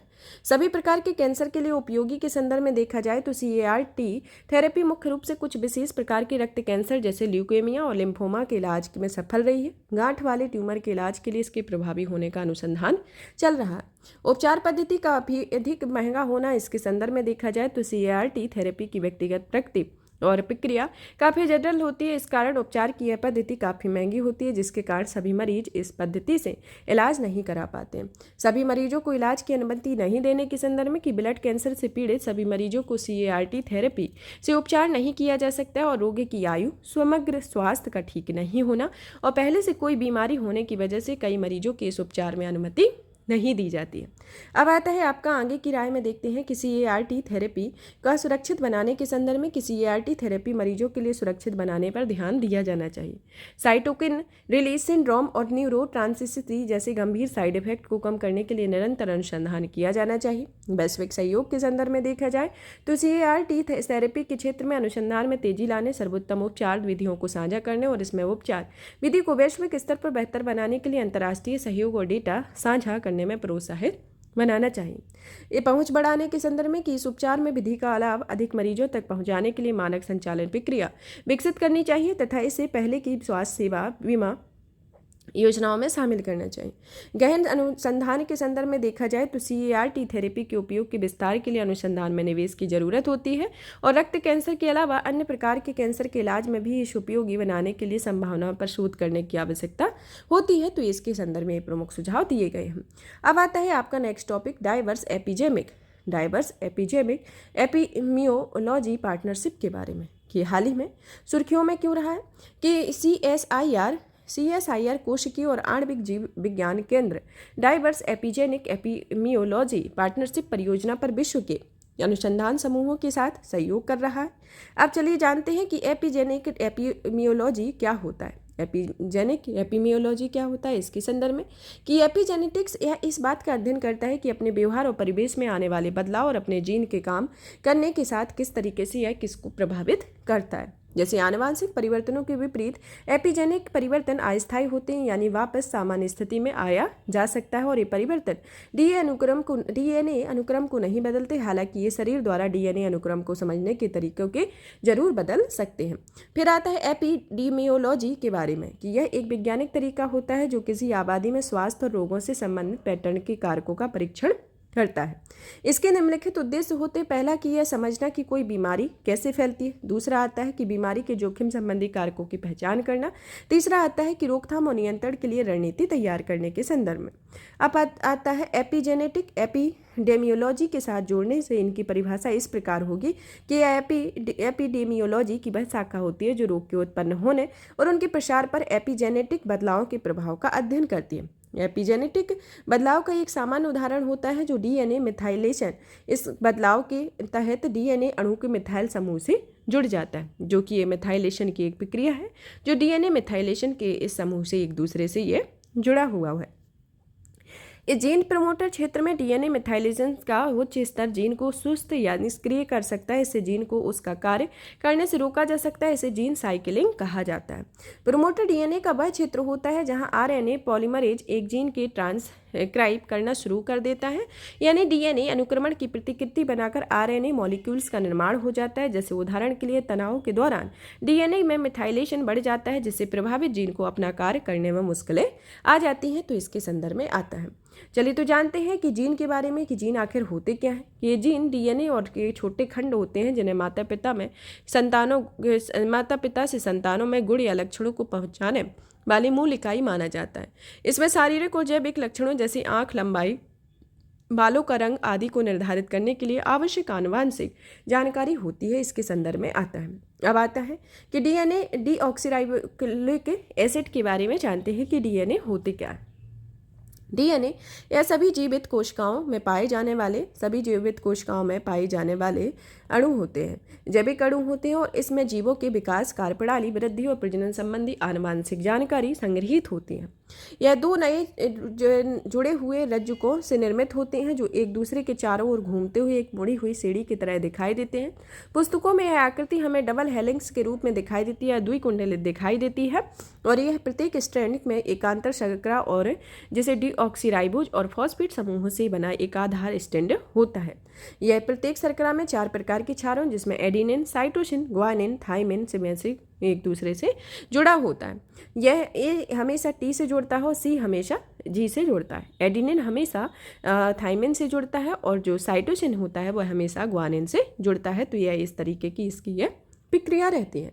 अब आता है आपका कि डीप प्रोजेक्ट के बारे में कि डीप प्रोजेक्ट क्या है। डीप प्रोजेक्ट यह 5 वर्षीय एक परियोजना है जिसका नेतृत्व लंदन के ब्रिस्टल विश्वविद्यालय और भारत में CSIR कोशिकीय और आणविक जीव विज्ञान केंद्र के शोधकर्ताओं के द्वारा किया जाता है। डीप प्रोजेक्ट की जरूरत आखिर क्यों पड़ी, इसके बारे में जानते हैं कि यह अब तक आबादी समूह के स्वास्थ्य पर किए गए अधिकतर अनुसंधान यूरोपीय मूल के श्वेत लोगों से एकत्र किए गए डेटा पर आधारित एक होता है। और इस डेटा के साथ समस्या यह है कि विश्व के कई समुदायों ने स्वास्थ्य का बेहतर ढंग से अध्ययन नहीं हो पाया और विश्व के अधिकतर आबादी समूह में स्वास्थ्य से संबंधित सभी डेटा उपलब्ध नहीं होते, जिनकी कार्यप्रणाली को प्रभावित करने वाले कारकों और विभिन्न आबादी वाले समूहों में अलग अलग रोग के खतरों को समझने के लिए विविध आनुवंशिक डेटाबेस आवश्यक होते हैं। इसकी प्रक्रिया को देखा जाए तो यह प्रोजेक्ट अफ्रीकी, एशियाई तथा उत्तर या दक्षिण अमेरिका अफ्रीकी महाद्वीपों में उन आबादी समूहों पर जीनोमिक डेटा सेट तैयार करने पर जिन पर आनुवंशिक डेटा उपलब्ध नहीं होता और यह दुनिया भर के लोगों में डीएनए मिथाइलेशन डेटा और स्वास्थ्य संबंधी मापकों का विश्लेषण करते हैं। डीप प्रोजेक्ट स्वास्थ्य संबंधी स्थितियों के कारणों और कार्यप्रणाली पर पहचान करेंगे। इस प्रोजेक्ट में लगभग 13,000 प्रतिभागी शामिल होते हैं, जिसमें भारत भी प्रतिभागी के रूप में शामिल होता है। और भारत के लिए इस प्रोजेक्ट के इम्पोर्टेंस को देखा जाए तो इसके माध्यम से CCMB या कोशिकीय एवं आणविक जीव विज्ञान केंद्र एक विशेष रूप से भारत और अन्य दक्षिण एशियाई देशों की विविध आबादी समूहों में गैर संचारी रोगों के पीछे की आनुवंशिकी को समझने का प्रयास कर रही है। और यह प्रोजेक्ट मधुमेह की टाइप 1, 2 लाइलाज, अग्नाशय, शोध और जैसे आम रोगों के प्रभावों को समझने में मदद करती है। अब आता है इसके संदर्भ में, अब चलिए जान लेते हैं कि वैज्ञानिक और प्रौद्योगिक अनुसंधान परिषद के बारे में कि CSIR क्या है। CSIR का जो हेडक्वार्टर है वह नई दिल्ली में है। यह एक वैज्ञानिक प्रौद्योगिकी मंत्रालय के तहत 1942 में स्थापित किया गया था, एक स्वायत्त निकाय है। यह विविधता से भरी विज्ञान और प्रौद्योगिकी के क्षेत्रों में अपने अत्याधुनिक अनुसंधान एवं विकास संबंधी ज्ञान आधार के लिए जाना जाता है। और इसके दायरे में आने वाले क्षेत्रों में समुद्र विज्ञान, भूभौतिकी, रसायन, औषधि, जीनोमिक्स, वैज्ञानिकी, जैव प्रौद्योगिकी, नैनो प्रौद्योगिकी, इंस्ट्रूमेंटेशन, पर्यावरणीय इंजीनियरिंग, सूचना प्रौद्योगिकी आदि शामिल होती हैं। CSIR के अध्यक्ष प्रधानमंत्री होते हैं, जिनका उद्देश्य राष्ट्रीय लक्ष्यों के अनुरूप प्रौद्योगिकी नवाचार और शोध करना, ऊर्जा क्षेत्र के लिए किफायती और संधारणीय हरित प्रौद्योगिकियों का निर्माण करना और जैव प्रौद्योगिकी अनुसंधान के जरिए संधारणीय कृषि और पोषण सुरक्षा सुनिश्चित करना है। इसके संदर्भ में इसके प्रमुख उद्देश्य होते हैं। अब आता है इस परियोजना के लागू करने के लिए प्रमुख चुनौतियों के बारे में, जिसमें पहली चुनौती आती है कि निजता की सुरक्षा और सिक्योरिटी संबंधी मुद्दे, दूसरा आता है नैतिक मुद्दे, तीसरा आता है डेटा भंडारण और प्रबंधन, चौथा आता है जीनोम की परिवर्तनशील प्रकृति और पांचवा आता है क्लिनिकल और जीनोमिक्स डेटा एकीकरण का होना। अब आता है आगे की राय में देखते हैं कि सहयोग और डेटा साझा करने के संदर्भ में इसको देखा जाता है। नैतिक दिशा निर्देश होना चाहिए, आम लोगों की धारणाओं, शिक्षा और समुदाय को विश्वास में लेना, इसके संदर्भ में ये आगे की राय प्रमुख होती है। अब आता है आपका नेक्स्ट टॉपिक अति प्रसंस्कृत खाद्य पदार्थ या अल्ट्रा प्रोसेस्ड फूड के बारे में। अल्ट्रा प्रोसेस्ड फूड हाल ही में सुर्खियों में क्यों रहा है कि संयुक्त राष्ट्र सुरक्षा खाद्य एवं कृषि संगठन ने the state of food and agriculture 2023 की रिपोर्ट जारी की है। यह रिपोर्ट अति प्रसंस्कृत अल्ट्रा खाद्य पदार्थों की छिपी हुई लागतों से जुड़ी चिंताओं को उजागर करती हैं। चलिए तो जानते हैं, सबसे पहले तो जान लेते हैं टू कास्ट अकाउंटिंग के बारे में, जिसका उल्लेख अभी इसमें किया जाएगा कि इस रिपोर्ट में इसका उल्लेख किया गया। ट्रू कास्ट अकाउंटिंग जो है, जिसके तहत कृषि खाद्य प्रणालियों से होने वाले वास्तविक क्षति और लाभ की गणना की जाती है। इसके लिए एक समग्र और प्रणालीगत दृष्टिकोण को अपनाया जाता है, जिसमें कृषि खाद्य प्रणालियों से होने वाली पर्यावरणीय, सामाजिक, स्वास्थ्य और आर्थिक क्षति और लाभों का मापन एवं मूल्यांकन किया जाता है, जिसकी मदद से नीति निर्माता, व्यवसायिक, किसान, निवेशक और उपभोक्ता बेहतर निर्णय लेने में सक्षम हो पाते हैं। अब आता है कि रिपोर्ट के मुख्य बिंदुओं पर नजर डालें कि 2023 की रिपोर्ट के अनुसार कृषि खाद्य प्रणालियों के छिपे हुए दुष्प्रभावों को उजागर करने के लिए राष्ट्रीय स्तर पर ट्रू कास्ट अकाउंटिंग का इस्तेमाल किया गया है, जैसा कि इस प्रक्रिया में दिखाया गया है। 2024 की रिपोर्ट इन दुष्प्रभावों को कम करने के तरीकों की पहचान करने के लिए गहन और लक्षित आकलन पर ध्यान केंद्रित करती है। और रिपोर्ट में कहा गया है कि अस्वास्थ्यकर आहार, अल्ट्रा प्रोसेस्ड खाद्य पदार्थ, वसा और शक्कर की अधिकता से हमारे स्वास्थ्य और पर्यावरण पर प्रतिवर्ष $7 ट्रिलियन से अधिक कीमत बड़ी या छिपी लागत का प्रभाव या दबाव पड़ता है। WHO के अनुसार भारत का अल्ट्रा प्रोसेस्ड खाद्य क्षेत्रक 2011 से 2021 के बीच खुदरा बिक्री मूल्य के स्तर पर 13.37% की चक्रवृद्धि वार्षिक वृद्धि दर CAGR से बढ़ा हुआ है। अल्ट्रा प्रोसेस्ड खाद्य एवं पेय पदार्थों का खुदरा मूल्य वर्ष 2006 में के $0.9 बिलियन अमेरिकी डॉलर की तुलना में तेजी से बढ़कर 2019 में 7.9 बिलियन अमेरिकी डॉलर से अधिक रहा। चलिए तो जानते हैं अल्ट्रा प्रोसेस्ड खाद्य फूड के बारे में कि यह क्या होता है। यह एक अधिकतर अल्ट्रा प्रोसेस्ड खाद्य पदार्थ विविध खाद्य पदार्थों से प्राप्त वसा, स्टार्च, अतिरिक्त शर्करा और हाइड्रोजनीकृत वसा से बने होते हैं। कम शारीरिक गतिविधियां होने तथा UPF की अधिक खपत में मोटापा, मधुमेह, हृदय रोग जैसी बीमारियां होने का खतरा बढ़ जाता है। अल्ट्रा प्रोसेस्ड खाद्य पदार्थ के सेवन से आने वाली चुनौतियों के बारे में जानते हैं, जिसमें पहली आती है कि मानक परिभाषा का अभाव होना। कि अल्ट्रा प्रोसेस्ड खाद्य पदार्थ की तरह HFSS जो कि उच्च संतृप्त वसा, लवण और शर्करा आहार और उनके वर्गीकरण की स्पष्ट परिभाषा का अभाव होता है। पोषण आधारित टैक्स मॉडल का अभाव, जिसमें मॉडल उन उत्पादों पर कर की अधिक दर लगाने का समर्थक होता है जिनमें अनुमत स्तर से अधिक चीनी, नमक या वसा होते हैं। साथ ही यह स्वास्थ्यप्रद UPF के विकल्पों या उत्पादों पर कम कर लगाया जाता है। वस्तु या सेवा कर की दरें खाद्य पदार्थों में इस्तेमाल पोषण सामग्री के अनुरूप नहीं होती हैं और वे ना ही FSAI के उत्पाद वर्गीकरण के अनुरूप होती हैं। अब आता है अल्ट्रा प्रोसेस्ड या अति प्रसंस्कृत खाद्य पदार्थ और उसके प्रभाव के बारे में जानते हैं। इसके प्रभाव के संदर्भ में देखा जाए कि इसमें यह प्रक्रिया जो दिखाई गई है, जिसमें यह फूड दिखाए गए हैं, इसके अंतर्गत देखते हैं सबसे पहले कि यह प्रक्रिया किस तरीके से कार्य करती है। इस प्रक्रिया को कार्य करने के लिए इसमें ये फूड बताए गए हैं। फूड के अंतर्गत ये कार्डिक मेटाबॉलिज्म, हृदय या चयापचय संबंधी रोग का जो जोखिम होता है उसके बारे में दिखाया गया। इस प्रक्रिया को यहाँ से शुरू करें जिसमें दिखाया गया है कि नमक, चीनी, ऊर्जा की अधिक मात्रा, फाइबर, विटामिन, सूक्ष्म पोषक तत्वों की मात्रा होती है जो कि कम गुणवत्ता वाले पोषक तत्व होते हैं और भोजन करने की दर वृद्धि अत्यधिक उपभोग करती है। फिर आता है खाद्य प्रसंस्करण जो कि एक्सट्रूजन, मोल्डिंग, प्रीफाइंग आदि के स्तर पर प्रकार होते हैं जो कि दो तरीके से डिवाइडेड होते हैं, फूड मैट्रिक्स और टेक्स्ट कल्चर में परिवर्तन, जिसके अंतर्गत पाचन क्षमता, पोषण तत्वों की जैव उपलब्धता, आकोशिकीय पोषक तत्व, चबाने की अवधि पर प्रभाव और भोजन करने की दर में वृद्धि और अत्यंत उपभोग होता है। फिर आता है प्रसंस्करण के दौरान शामिल संदूषक के संदर्भ में acrolein, furan, acrylamide, industrial trans fatty acid, advanced साइग्लाइकोगोटलॉन एंड प्रोडक्ट का निर्माण होता है। फिर आती है तीसरी प्रक्रिया लंबी सेल्फ लाइन वाले आकर्षक और आर्थिक रूप से लाभप्रद उत्पादों के निर्माण में दो तरीके से होती है, जैसे फूड एडिप्ट और अन्य इंडस्ट्रियल घटक। और फिर आता है कॉन्ट्रैक्ट मटेरियल के संदर्भ में, जिसमें यह प्रक्रिया जो होती है वह colouring agent, sweeteners, amplifiers, flavouring agents, corn syrup, modified starch, maltodextrin के चलते आहार संबंधी पोषण, पैकेजिंग सामग्री, बिस्फेनॉल्स, फैथलेट्स, मिनरल ऑयल से जुड़े संदूषित पदार्थों के आहार संबंधी जोखिम इसके अंतर्गत आते हैं, जिसमें यह प्रक्रिया इसको प्रभावित करती है। इस तरीके से इस प्रक्रिया को देखा जाता है और ये सभी एक दूसरे से जुड़े हुए दिखाए गए हैं जो कि जाके डायरेक्ट ही इफेक्ट करते हैं। अब आता है आपका कि डेटा की कमी, कुछ उत्पादों उपश्रेणियों जैसे कार्बोनेटेड पेय में मौजूद चीनी की मात्रा डेटा उपलब्ध नहीं होती है। नीतिगत निर्णय लेने हेतु ऐसे डेटा को एकत्र करने के लिए एक विस्तृत सर्वेक्षण की आवश्यकता होती है। सब्सिडी और अन्य राजकोषीय प्रोत्साहन का अभाव रहता है, जैसे उदाहरण के लिए दक्षिण अफ्रीका में फलों एवं सब्जियों पर सब्सिडी निजी स्वास्थ्य बीमा कार्यक्रमों में शामिल है। कार्यान्वयन का अभाव रहता है कि FSSAI ने उपभोक्ताओं को खाद्य पदार्थों को उपयोग किए गए सामग्री के आधार पर विकल्प चुनने में मदद करने के लिए फ्रंट ऑफ पैक लेबलिंग के प्रारूप के रूप में भारतीय पोषण रेटिंग का प्रस्ताव किया है और यह अभी लागू नहीं है। और यह अल्ट्रा प्रोसेस्ड खाद्य पदार्थों के विज्ञापन और विपणन से संबंधित विनिमय के खराब कार्यान्वयन का आरोप भी लगाया जाता रहा है। अब आगे की राय में देखते हैं कि यह FSSAI द्वारा अन्य हितधारकों को परामर्श में अल्ट्रा प्रोसेस्ड फूड और अलग अलग उपश्रेणियों की स्पष्ट पारदर्शी परिभाषा तय करनी चाहिए। चलिए तो जान लेते हैं FAO के बारे में, खाद्य कृषि संगठन के बारे में, जिसका मुख्यालय रोम इटली में है। यह 1945 में संयुक्त राष्ट्र की एक बिजनेस एजेंसी के रूप में इसका गठन किया गया था और इसका कार्य वैश्विक स्तर पर पोषण में सुधार करना, कृषि उत्पादकता में वृद्धि करना, ग्रामीण आबादी के जीवन स्तर पर ऊपर उठाना और वैश्विक आर्थिक योगदान में समृद्धि करना है। संगठन की संरचना में इसका नेतृत्व महानिदेशक के द्वारा किया जाता है, जिसमें अलग अलग क्षेत्रीय और तकनीकी समितियां भी होती हैं। इस संगठन में यूरोपीय संघ सहित 195 सदस्य होते हैं, जिसमें भारत भी सदस्य होता है और यह प्रमुख रिपोर्ट प्रकाशित करता है, जिसमें the state of birds forest report और the state of agriculture commodity market आदि इसकी प्रमुख रिपोर्ट प्रकाशित की जाती है। इसमें आगे की राय में आता है कि पोषण से जुड़े टैक्स की शुरुआत की जानी चाहिए, पोषण से जुड़ी राजकोष के प्रोत्साहन को प्रदान किया जाना चाहिए और विश्व के बेहतरीन उदाहरणों से सीख लेनी चाहिए। जैसे मैक्सिको ने उच्च कैलोरी वाले खाद्य पदार्थों पर लगाए गए जंक फूड टैक्स से इसकी खपत 7% कम हुई है।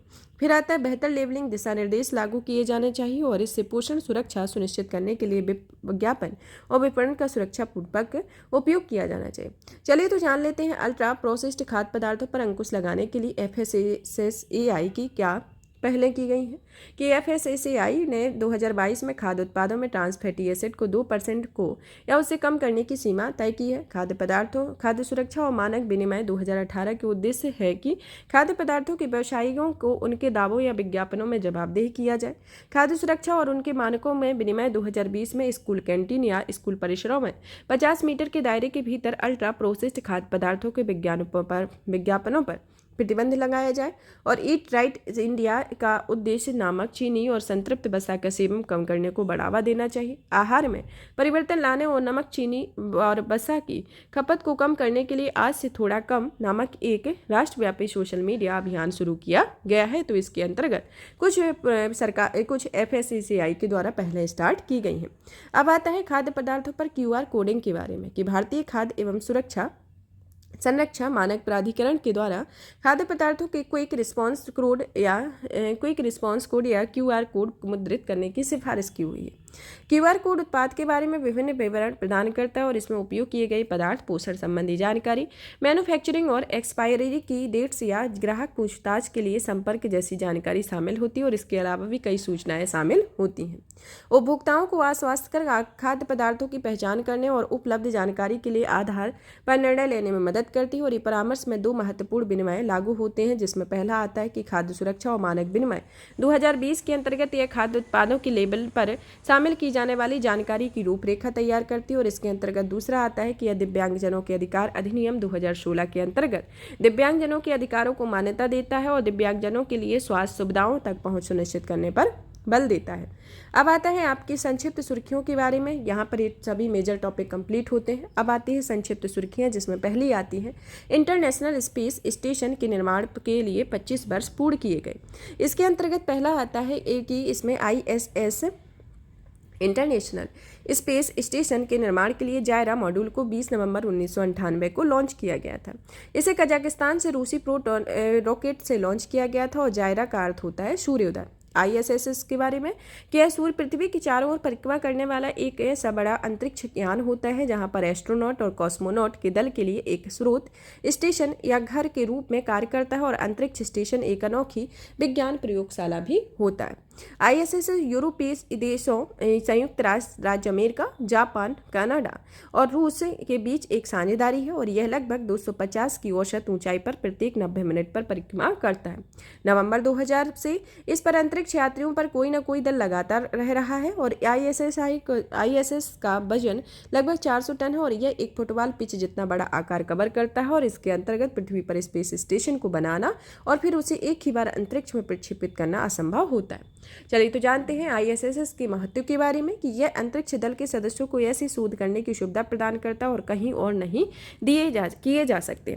यह तरल पदार्थों, दहन, जीवन रक्षक प्रणालियों, विकिरण युक्त परिवेश से जुड़े महत्वपूर्ण अनुसंधान में सक्षम बनाता है और यह अनुसंधान भविष्य में मानव युक्त अंतरिक्ष अन्वेषण के लिए आवश्यक होता है। अब आता है कि भारत में स्पेस स्टेशन से जुड़ी योजनाओं के बारे में कि इसरो के अध्यक्ष के अनुसार भारत पर प्रस्तावित स्पेस स्टेशन लगभग 20 टन वजनी होता है। इसकी स्थापना एक ऐसे केंद्र के रूप में की जाती है जहां अंतरिक्ष यात्री 15 से 20 दिनों तक रहते हैं। इससे पृथ्वी से 400 किलोमीटर ऊपर की कक्षा में स्थापित किया जाता है, जिसे भारत के प्रधानमंत्री ने निर्देश दिया हुआ है कि भारत को अब 2035 तक भारतीय अंतरिक्ष स्टेशन स्थापित करने का लक्ष्य निर्धारित करना चाहिए। अब आता है आपका नेक्स्ट सुर्खियां कि एटमॉस्फेरिक वेव एक्सपेरिमेंट के मिशन के बारे में, कि यह नासा इंटरनेशनल स्पेस एजेंसी के लिए atmospheric wave experiment mission launch किया गया है।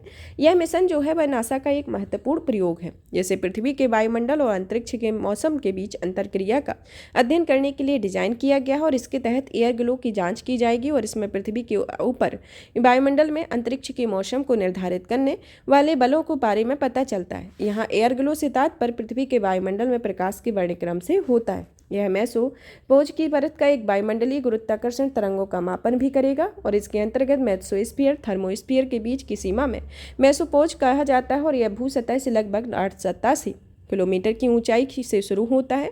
यह तब बनता है जब उत्प्लावन के कारण पवन ऊपर उठती है और गुरुत्वाकर्षण इसे वापस नीचे खींचता है।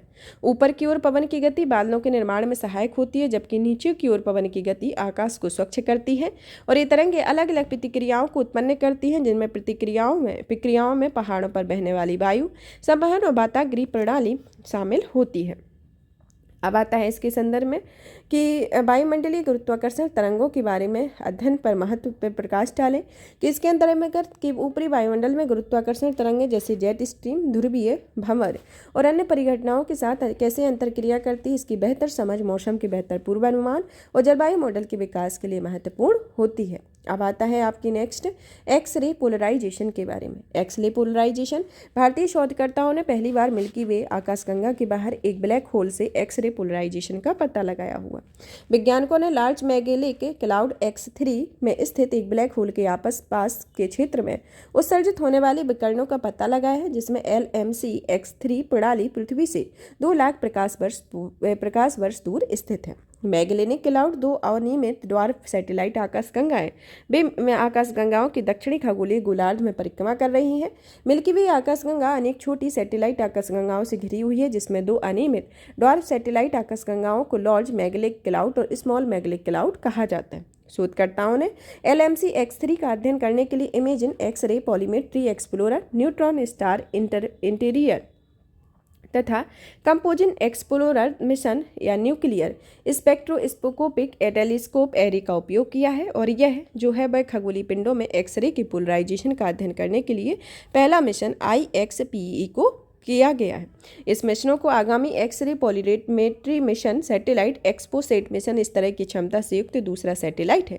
चलिए तो जानते हैं एक्स-रे पॉलीमेट्री के बारे में कि यह एक खगोलीय अवलोकन की एक तकनीक होती है, जिससे पता लगाया जाता है कि ब्लैक होल के निकट कहाँ से विकिरण उत्सर्जित हो रहा है। यह ब्रह्मांड के कॉस्मिक किरणों की उत्पत्ति, ब्लैक होल की प्रकृति और उच्चतम भौतिक के रूप से संभव चुंबकीय क्षेत्र के साथ पदार्थ की अंतःक्रिया का अध्ययन करने में मदद करती है।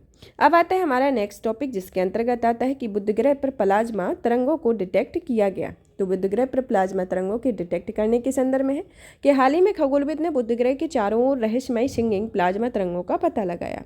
चुंबकीय क्षेत्र वाले अंतरिक्ष के में कण या पार्टिकल्स अलग अलग विद्युत चुंबकीय तरंगों की गति की द्वारा लगातार इधर उधर गमन करते रहते हैं, इन्हें प्लाज्मा तरंगें कहा जाता है। इस खोज के बारे में जाने कि यह पहली बार बुध ग्रह के चुंबकीय क्षेत्र में विशलिंग या सीटी बजाने जैसी आवाज जैसी ध्वनि तरंगों के उत्सर्जन का पता चला है।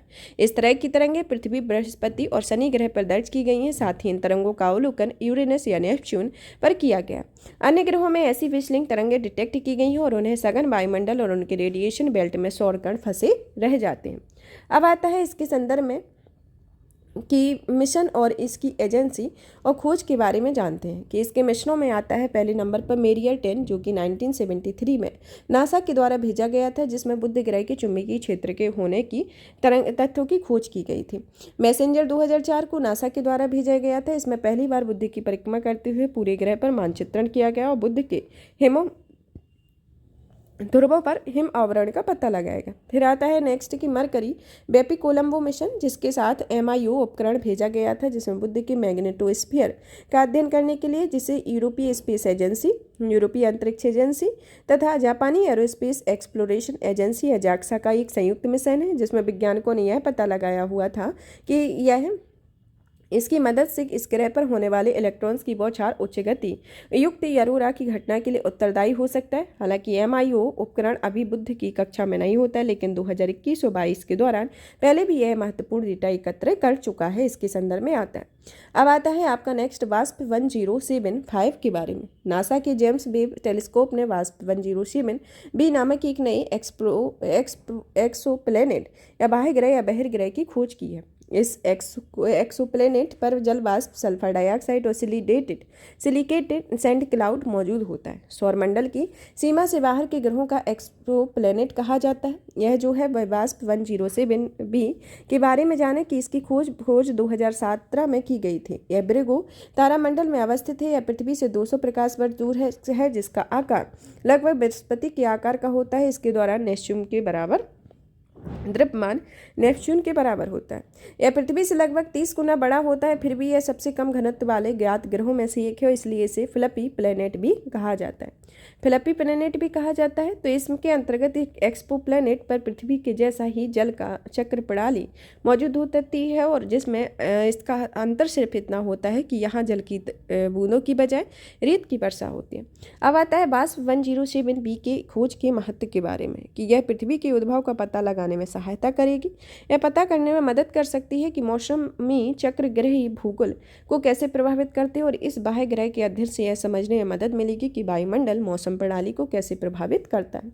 अब आता है सोफिया या stratospheric observatory for astronomy infrared के बारे में कि वैज्ञानिकों ने सोफिया एयरबोर्न वेधशाला के माध्यम से शुक्र ग्रह में वायुमंडल में एटॉमिक ऑक्सीजन का पता लगाया हुआ। इससे रिलेटेड क्वेश्चन आते हैं कि किसके लिए कौन सा मिशन भेजा गया, और इसके मिशनों के बारे में कौन सी अंतरिक्ष एजेंसी कार्य करती है, और इनके नामों के लेकर भी क्वेश्चन पूछे जाते हैं कि जैसे सोफिया है तो इसका नाम के संदर्भ में, तो इसके रिलेटेड आपको नोटिस करके पढ़ना है। वैज्ञानिकों ने सोफिया एयरबोर्न वेधशाला के माध्यम से शुक्र ग्रह के वायुमंडल में एटॉमिक ऑक्सीजन का पता लगाया। शुक्र ग्रह सूर्य से दूरी के हिसाब से दूसरा ग्रह है, और यह पृथ्वी का निकटतम पड़ोसी ग्रह है, जिसमें पृथ्वी का जुड़वा ग्रह भी कहा जाता है। यह अपने अक्ष पर पूर्व से पश्चिम दिशा की ओर घूर्णन करता है, वहीं पृथ्वी पश्चिम से पूर्व दिशा की ओर घूर्णन करती है। इसका ना तो कोई चंद्रमा होता है, ना कि इसका कोई वलय होता है। रनवे ग्रीन हाउस इफेक्ट के कारण यह सौरमंडल का सबसे गर्म ग्रह होता है। सोफिया दुनिया की सबसे बड़ी एयरबोर्न खगोलीय वेधशाला होती है, और यह नासा और जर्मन स्पेस प्रोग्राम की एक संयुक्त प्रोग्राम है। अब आता है लूसी मिशन के बारे में कि नासा ने लूसी मिशन का पता लगाया। यह क्षुद्र ग्रह डिंकेनेस वास्तव में 2 क्षुद्र ग्रहों की एक बाइनरी प्रणाली होती है।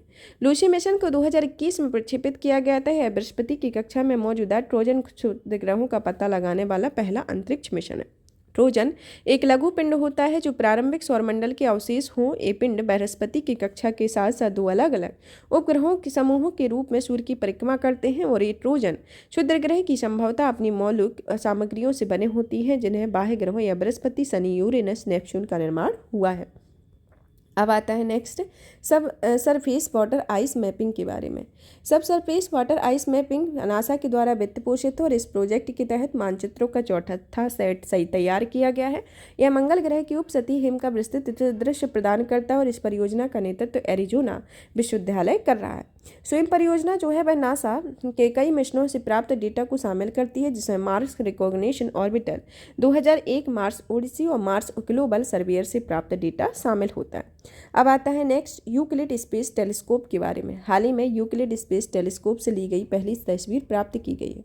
यूक्लिड स्पेस यूरोपीय अंतरिक्ष एजेंसी का एक मिशन है, और इस मिशन का लक्ष्य डार्क मैटर और डार्क एनर्जी के रहस्यों को सुलझाना है। अब आता है इरेजेक्टा हेलो के बारे में। चंद्रयान 3 मिशन में विक्रम लैंडर की चंद्रमा पर सॉफ्ट लैंडिंग के समय बहुत अधिक मात्रा में धूल विस्थापित हुई थी। इस धूल विस्थापित होने के संदर्भ में इसके कारण लैंडर के चारों ओर एक चमकीले पैच का निर्माण हुआ था। वैज्ञानिकों ने इसे इजाप्टा हेलो या परावर्तन विसंगति का नाम दिया है।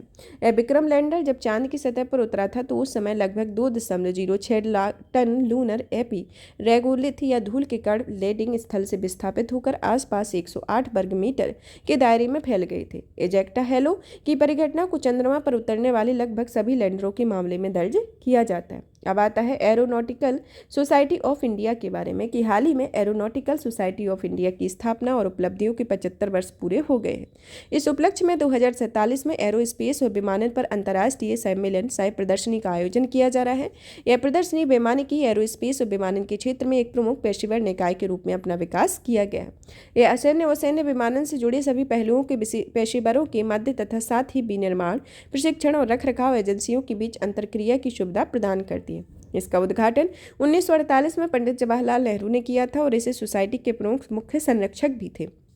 यह AICTE अखिल भारतीय तकनीकी शिक्षा परिषद IIT से संबद्ध है। अब आता है प्राइवेट 5G के बारे में। ग्लोबल मोबाइल सप्लायर एसोसिएशन ने उद्यमों द्वारा प्राइवेट 5G नेटवर्क को अपनाने के लिए भारत को 16वें स्थान पर रखा है।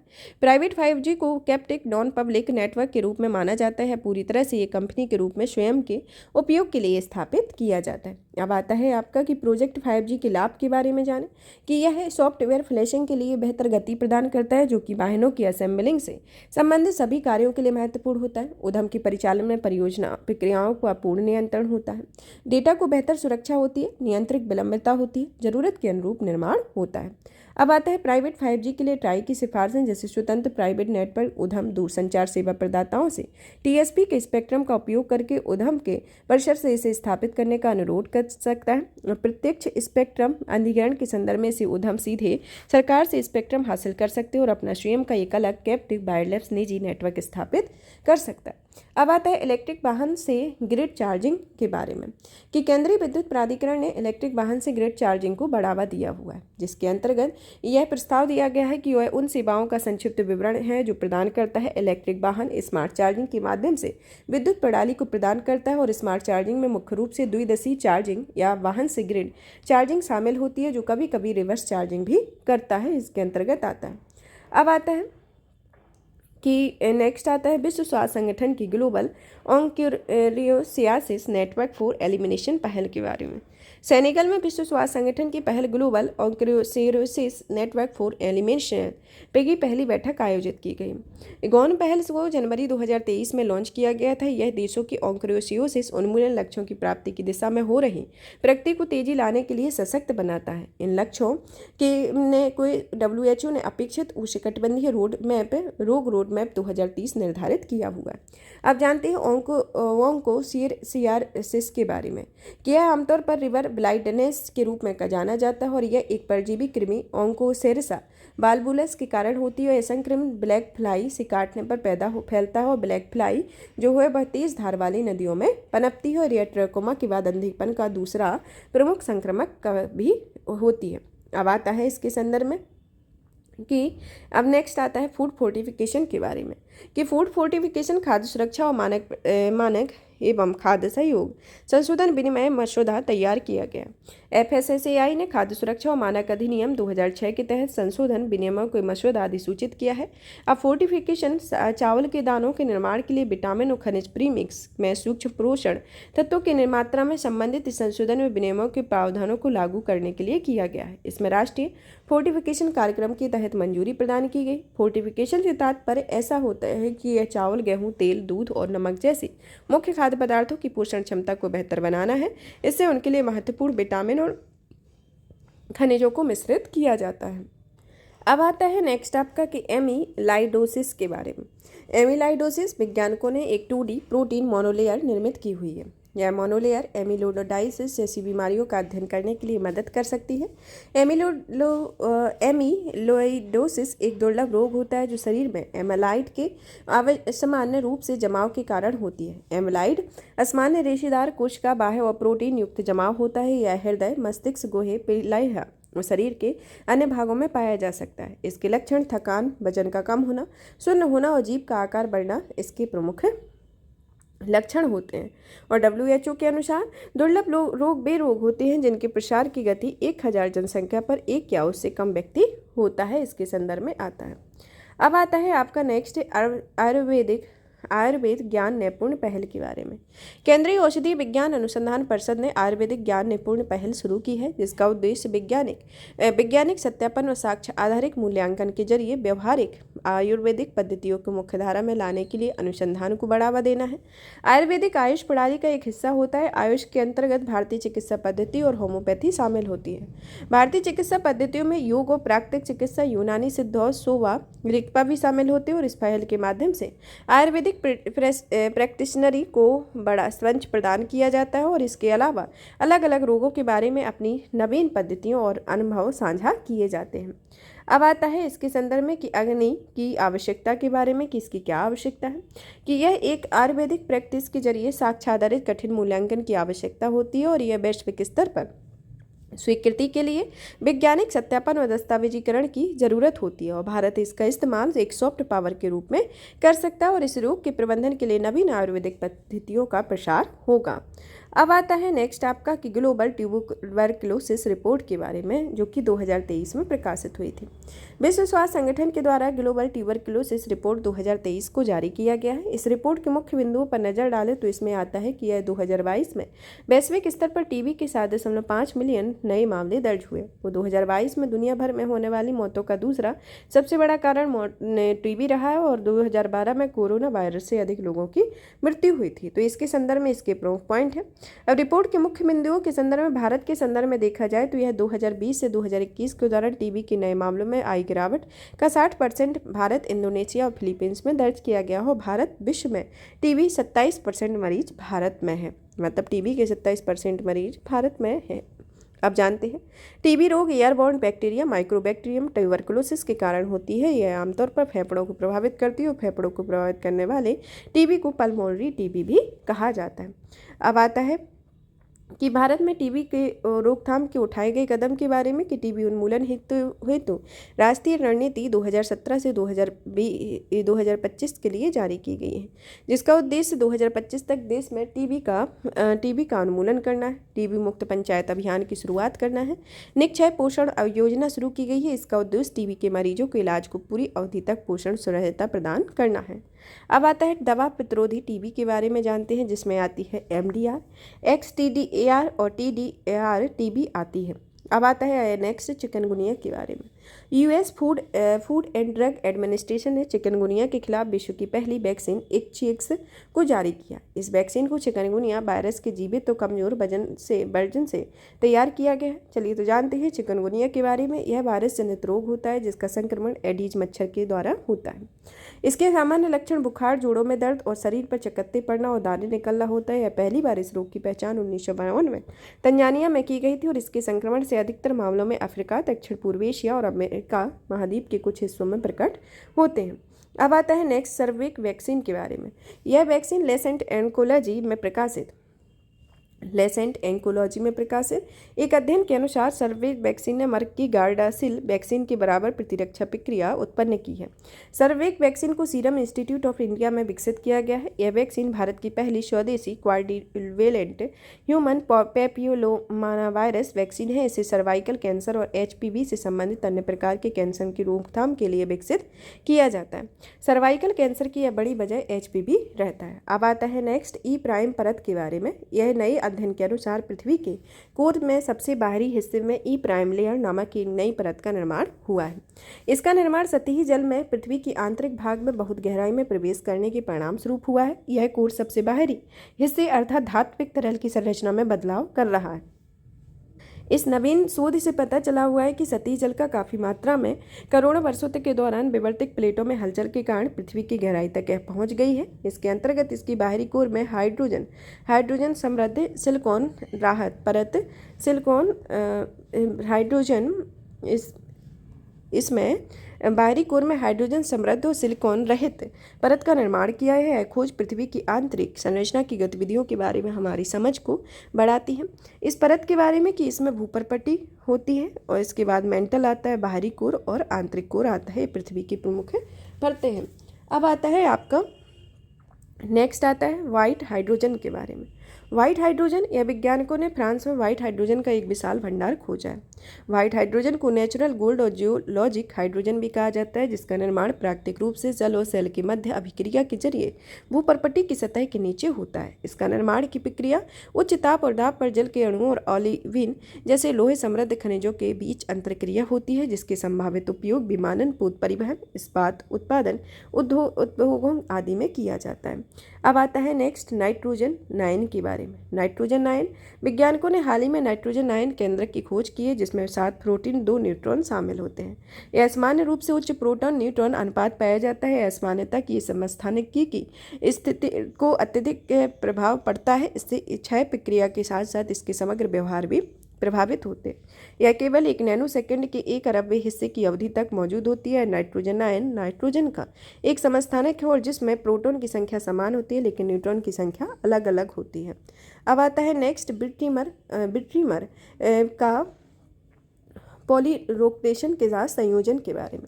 जापान के वैज्ञानिकों ने VPR नामक एक प्लास्टिक का नया संस्करण जारी किया है। यह एपॉक्सी रेजिन बिट्रीमर आधारित होता है। बिट्रीमर प्लास्टिक की एक नवीन श्रेणी होती है। यह निम्न तापमान पर मजबूती बनाए रखता है और इसमें गर्म करने या नया आकार दिया जाता है। हालांकि यह अधिक भंगुर होता है और इसकी भंगुरता को कम करने के लिए शोधकर्ताओं ने प्लास्टिक बनाने की प्रक्रिया में पॉलीरोटेक्सिन को भी शामिल किया है। इसके परिणाम स्वरूप VPR का निर्माण हुआ है। VPR के बारे में कि यह प्रारंभिक संस्करण की तुलना में अधिक मजबूत तथा लचीला होता है। आंशिक रूप से बायोडिग्रेडेबल या जैव निम्नीकरण है और गर्म करने पर इसके पहले समान जटिल आकृतियाँ बनाई जाती हैं। तो यहाँ पर यह विज्ञान एवं प्रौद्योगिकी या साइंस एवं टेक्नोलॉजी से रिलेटेड टॉपिक फिनिश होता है। अब हमारा जो टॉपिक है नेक्स्ट आता है संस्कृति के बारे में। आप इसकी PDF प्राप्त करने के लिए हमारे चैनल UPSC PSC विद दीक्षा पर टेलीग्राम चैनल पर जाकर विजिट कर सकते हैं, जहां पर आपको एक PDF प्राप्त होगी। चलिए तो जानते हैं संस्कृति के बारे में। संस्कृति के संदर्भ में आपका हमारा पहला टॉपिक आता है संत मीराबाई के बारे में। संत मीराबाई के बारे में पहला टॉपिक है, जिसमें हाल ही में उत्तर प्रदेश के मथुरा में भगवान श्री कृष्ण की परम भक्त मीराबाई की 525वीं जयंती मनाई गई। चलिए तो जानते हैं मीराबाई के बारे में, जिनका जन्म 1498 और 1546 तक उनका कार्यकाल रहा। मीराबाई भक्ति आंदोलन के महान संत कवियों में से एक थी और वे एक हिंदू रहस्यवादी कवित्री और भगवान कृष्ण की परम भक्त थी। इनके आरंभिक जीवन में उनका जन्म राजस्थान के जोधपुर के राजपूत राजा रतन सिंह के घर हुआ था और उनके बचपन का नाम यशोदा था। और 1512 में मीराबाई का विवाह मेवाड़ के राजा राणा सांगा के पुत्र कुंवर भोजराज से हुआ था और राणा सांगा ने अन्य राजपूत शासकों के साथ मिलकर मुगल शासक बाबर के खिलाफ खानबाग का युद्ध भी लड़ा हुआ था। अब आता है, हालांकि शीघ्र ही भोजराज की मृत्यु हो गई 1521 के आसपास। इसके बाद मीराबाई ने राजप्रभाय में नहीं रहने का निर्णय लिया और आगे भगवान श्री कृष्ण की भक्ति में लीन हो गई और मेवाड़ छोड़कर चली गई। एक संत के रूप में उनके जीवन को देखा जाए तो मीराबाई ने वृंदावन सहित कई स्थानों की यात्रा की और ऐसा माना जाता है कि उन्होंने अपने जीवन के अंतिम वर्ष द्वारका में व्यतीत किए और वे सगुण भक्तिधारा की कवित्री थी और वे बचपन से ही भगवान कृष्ण को अपना पति मानती थी और भगवान कृष्ण के गिरिधर गोपाल कहती थी। इनकी प्रमुख कृतियों एवं रचनाओं के बारे में देखा जाए तो मीराबाई की रचनाओं में कृष्ण के साथ उनके अनूठे भक्तिपूर्ण संबंध का उल्लेख मिलता है, जिसमें वे न केवल स्वयं को कृष्ण की समर्पित पत्नी के रूप में प्रस्तुत करती हैं, बल्कि उनका मानना था कि कृष्ण भी मीरा के प्रति समर्पित भाव रखते हैं। मेरे तो गिरधर गोपाल और पायो जो मैंने राम रतन धन पायो सबसे प्रसिद्ध कविताएं रही और मीराबाई के गीत या काव्य ब्रज भाषा में संकलित हैं। इन गीतों या काव्यों का संकलन अपने आराध्य की पूजा करते समय और उनके प्रति अपनी भावनाएं व्यक्त करने के लिए गाए गीतों में से है। उनके गीतों में काव्य में राग गोविंद, नरसिंह जी का मायरा, गीत गोविंद का टीका, मीराबाई की मल्हार, राग बिहाग और गरबा गीत शामिल हैं। रॉबर्ट ब्लाई और जैन हिर्सफील्ड ने अपनी पुस्तक मीराबाई स्टैटिक पोएम्स में मीराबाई के कुछ कविताओं का अंग्रेजी में अनुवाद किया हुआ है। भक्तमाल ब्रज भाषा में रचित एक काव्य संग्रह है, जिसकी रचना गुरु नाभादास जी 1585 में की थी और मीराबाई के जीवन में इसका वर्णन मिलता है। समाज सुधारक के रूप में इनके जीवन को जाना जाए तो वे संत रविदास की शिष्या थी और वे संत रविदास अस्पृश्य समझी जाने वाली जाति से संबंधित थे। मीराबाई ने अपने गीतों या काव्यों में उच्च जातियों द्वारा निर्मित मानदंडों की खुले तौर पर चुनौती दी। इसके कारण मीरा राजस्थान और गुजरात के आम जन के बीच लोकप्रिय हो गई थी। मीरा ने राजमहल त्याग कर दिया और उनकी महिलाओं की प्रारंभिक भूमिका निभाने से मना कर दिया और यही नहीं, उन्होंने सामाजिक मानदंडों का पालन करने से भी मना कर दिया और साध्वी बनकर जीवन जीने का मार्ग चुना। मीराबाई के एक निष्कर्ष के तौर पर समझा जाए तो संत मीराबाई ने इन्होंने ईश्वरीय प्रेम पर प्रतीक माना जाता है और उन्होंने अपने गीतों, काव्यों और कई पीढ़ियों को प्रेरित किया।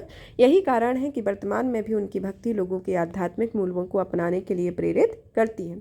अब आता है भक्ति आंदोलन के बारे में। जानते हैं कि भक्ति आंदोलन का बारे में कि इसकी शुरुआत कब हुई और इसका प्रभाव और इसके क्षेत्र के बारे में जानते हैं।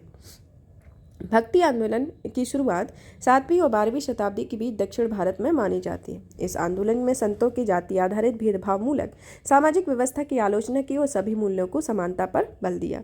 अलग अलग क्षेत्रों में भक्ति आंदोलन के बारे में देखा जाए तो सबसे पहले तो दक्षिण भारत में देखते हैं। सबसे पहले दक्षिण भारत में इसकी स्थिति को देखते हैं कि इसमें भक्ति आंदोलन का आरंभ अलवार जो कि भगवान विष्णु के संत थे और नयवार जो कि भगवान शिव के संत थे, संतों के नेतृत्व में हुआ। उन्होंने अपने भजन स्थानीय भाषा में इस्तेमाल किए और इस कारण उनका जनता से प्रत्यक्ष जुड़ाव संभव हुआ था। नयनार भी भगवान के विष्णु के भक्त थे और इन्होंने संख्या 63 थी और यह प्रसिद्ध नयनार संत जिनमें अपार, सुंदरार, किरुगण, समंदर, मणिकारवाजकर आदि आते हैं। इनसे रिलेटेड यूपीएससी में हमेशा क्वेश्चन पूछे जाते हैं नयनार और अलवार संतों से रिलेटेड, और इनके नामों को पूछा जाता है। नामों के संदर्भ में मिसगाइड भी किया जाता है कि भाई ये वाला नाम है और इनको नाम याद करना इम्पोर्टेंट है। अब आता है अलवार संत जो कि विष्णु के भक्त थे और इनसे संख्या 12 है, जिसमें प्रसिद्ध अलवार संत में आते हैं नाम मलवार, तिरुमंगवर अलवार और अंडाल पेरियारवार आदि आते हैं। अंडाल के भक्ति गीतों में तिरुपवई और कहा जाता है और इसमें अलवार संतों की भक्ति गीतों को दिव्य प्रबंधन कहा जाता है। अब आता है मध्य एवं उत्तर भारत के बारे में। मध्य एवं उत्तर भारत में यह 13वीं शताब्दी के आसपास भक्ति आंदोलन का दक्षिण भारत में और मध्य भारत के प्रसार होने लगा था। इस दौरान उत्तर भारत में भक्ति आंदोलन की एक नई लहर देखी गई। इस क्षेत्र में प्रचलित भक्ति परंपराओं में 2 व्यापक श्रेणियों में बांटा गया, जिसमें सगुण भक्ति धारा और निर्गुण भक्ति धारा। सगुण भक्ति धारा में उन संतों को रखा गया जो कि ईश्वर के गुणात्मक व साकार रूप की उपासना करते थे और स्थान के प्रमुख संत तुलसीदास और मीराबाई थे, और दूसरे निर्गुण भक्ति के धारा जो कि निराकार ईश्वर की उपासना करते थे, जिसके प्रमुख संत कबीरदास और गुरु नानक रहे हैं। फिर आता है महाराष्ट्र में। महाराष्ट्र में 13वीं से 17वीं शताब्दी के बीच में बड़ी संख्या में संत कवि हुए, जिससे सरल मराठी भाषा में लिखे गए गीत आज भी लोगों को प्रेरित हैं। भक्ति की इस क्षेत्रीय परंपरा का केंद्र पंढरपुर के विट्ठल भगवान विष्णु का एक रूप मंदिर है था। इन संतों में वारकरी संप्रदाय का अनुसरण करते थे और महाराष्ट्र के प्रसिद्ध संतों में ज्ञानेश्वर, नामदेव, एकनाथ, तुकाराम के साथ साथ सखुफाई जैसी महिलाएं और चोखा मेला का परिवार भी शामिल था। चोखा मेला भी महाराष्ट्र के प्रमुख संत थे। उन्होंने कई अभंगों की रचना की और इस संबंध में अस्पृश्य समझी जाने वाली महार जाति से थे। इन संत कवियों ने सभी प्रकार के कर्मकांडों, धर्मपरायणता के बाह्य आडंबरों और जन्म के आधार पर सामाजिक भेदभाव का खंडन किया हुआ था। अब आता है पूर्वी और पूर्वोत्तर भारत में। नव वैष्णव आंदोलन का प्रसार शंकरदेव के द्वारा किया गया था। चैतन्य महाप्रभु बंगाल के एक प्रसिद्ध संत थे। ये भगवान कृष्ण के अनन्य भक्त थे। उन्होंने संकीर्तन या लोक गायन के जरिए भगवान कृष्ण के भक्ति का प्रसार किया हुआ था। अब आते हैं हमारे नेक्स्ट काजी नजरुल इस्लाम के बारे में। हाल ही में पिप्पा नामक एक फिल्म रिलीज हुई है।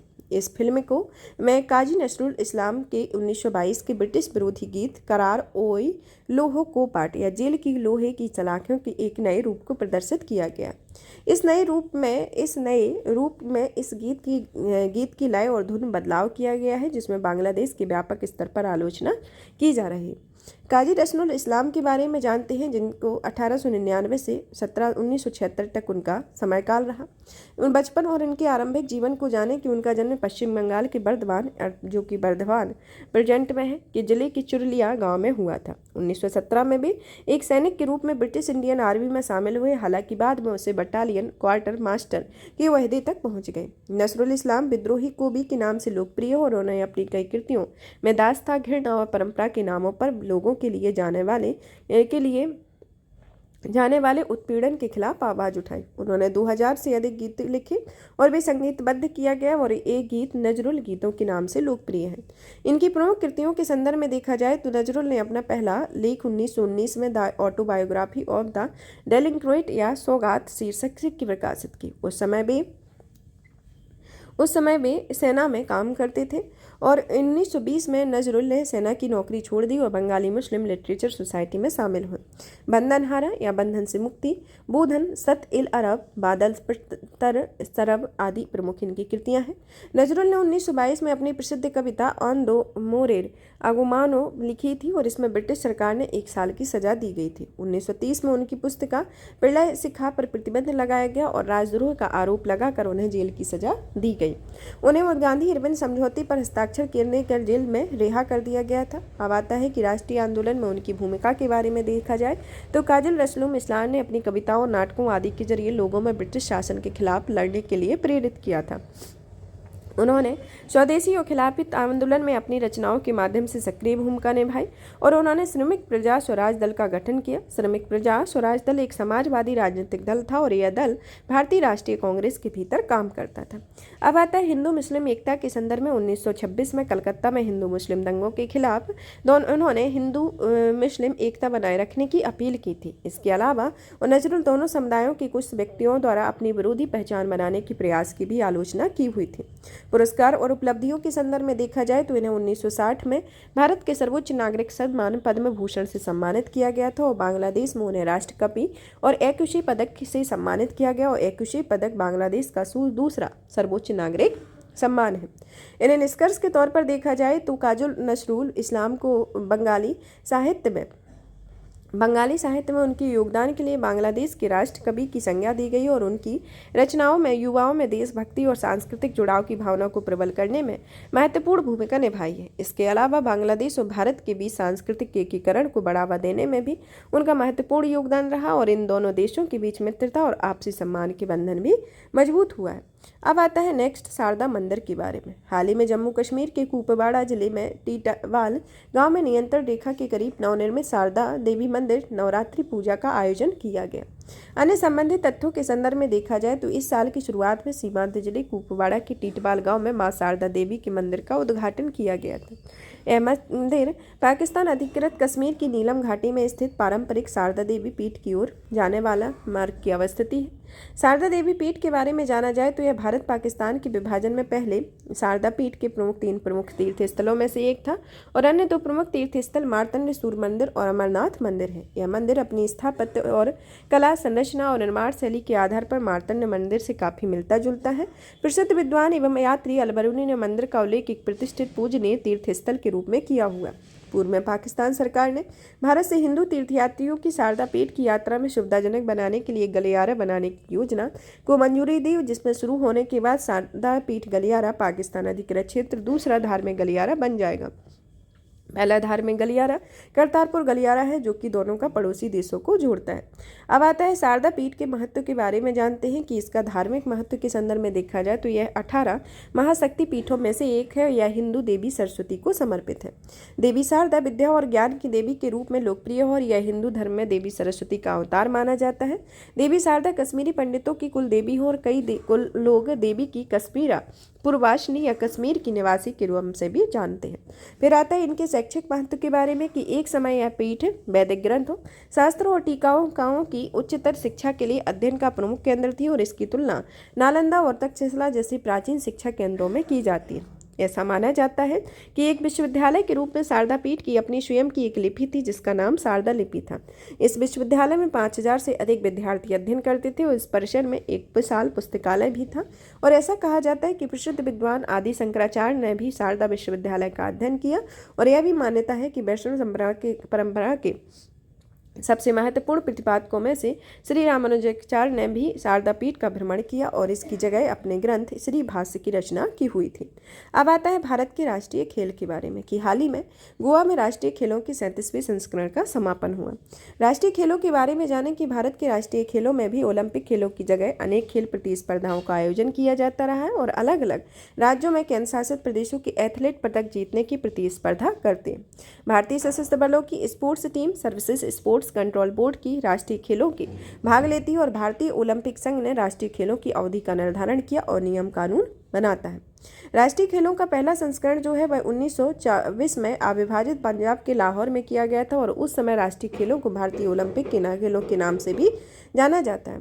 इन खेलों के 8वें संस्करण 1938 में कलकत्ता में किया गया था और इसके बाद भारतीय ओलंपिक खेलों का नाम बदलकर राष्ट्रीय खेल कर दिया गया और आज़ादी के बाद राष्ट्रीय खेलों के पहले संस्करण की मेजबानी लखनऊ में की गई थी। ओलंपिक की तर्ज पर पहली बार राष्ट्रीय खेलों का आयोजन 1985 में नई दिल्ली में किया गया था। राष्ट्रीय खेलों के 37वें संस्करण के बारे में देखा जाए तो राष्ट्रीय खेलों की सभी प्रतिस्पर्धाओं में समग्र रूप से सर्वश्रेष्ठ प्रदर्शन करने वाले राजा भालेंद्र सिंह ट्रॉफी महाराष्ट्र को प्रदान की गई और 1982 में 9वें एशियाई खेलों की मेजबानी भारत को दिलाने और दिल्ली के में इन खेलों का सफल आयोजन श्रेय राजा भालेंद्र को दिया जाता है। अब आता है कि 39वें राष्ट्रीय इसका आयोजन मेघालय में किया जाएगा। फिर आता है भारतीय ओलंपिक संघ के बारे में, जिसकी स्थापना 1927 में हुई थी। इसके अध्यक्ष सर दोराबजी टाटा रहे हैं, संस्थापक अध्यक्ष। इसके बारे में कि यह भारत में ओलंपिक खेलों के राष्ट्रमंडल खेलों के लिए शासी निकाय है, जिसका पंजीकरण एक गैर लाभकारी संगठन के रूप में 1860 के सोसाइटी रजिस्ट्रेशन एक्ट के तहत किया गया है, जिसमें यह वर्तमान में IOA के कामकाज की देखरेख 32 सदस्यीय कार्यकारी परिषद करती है।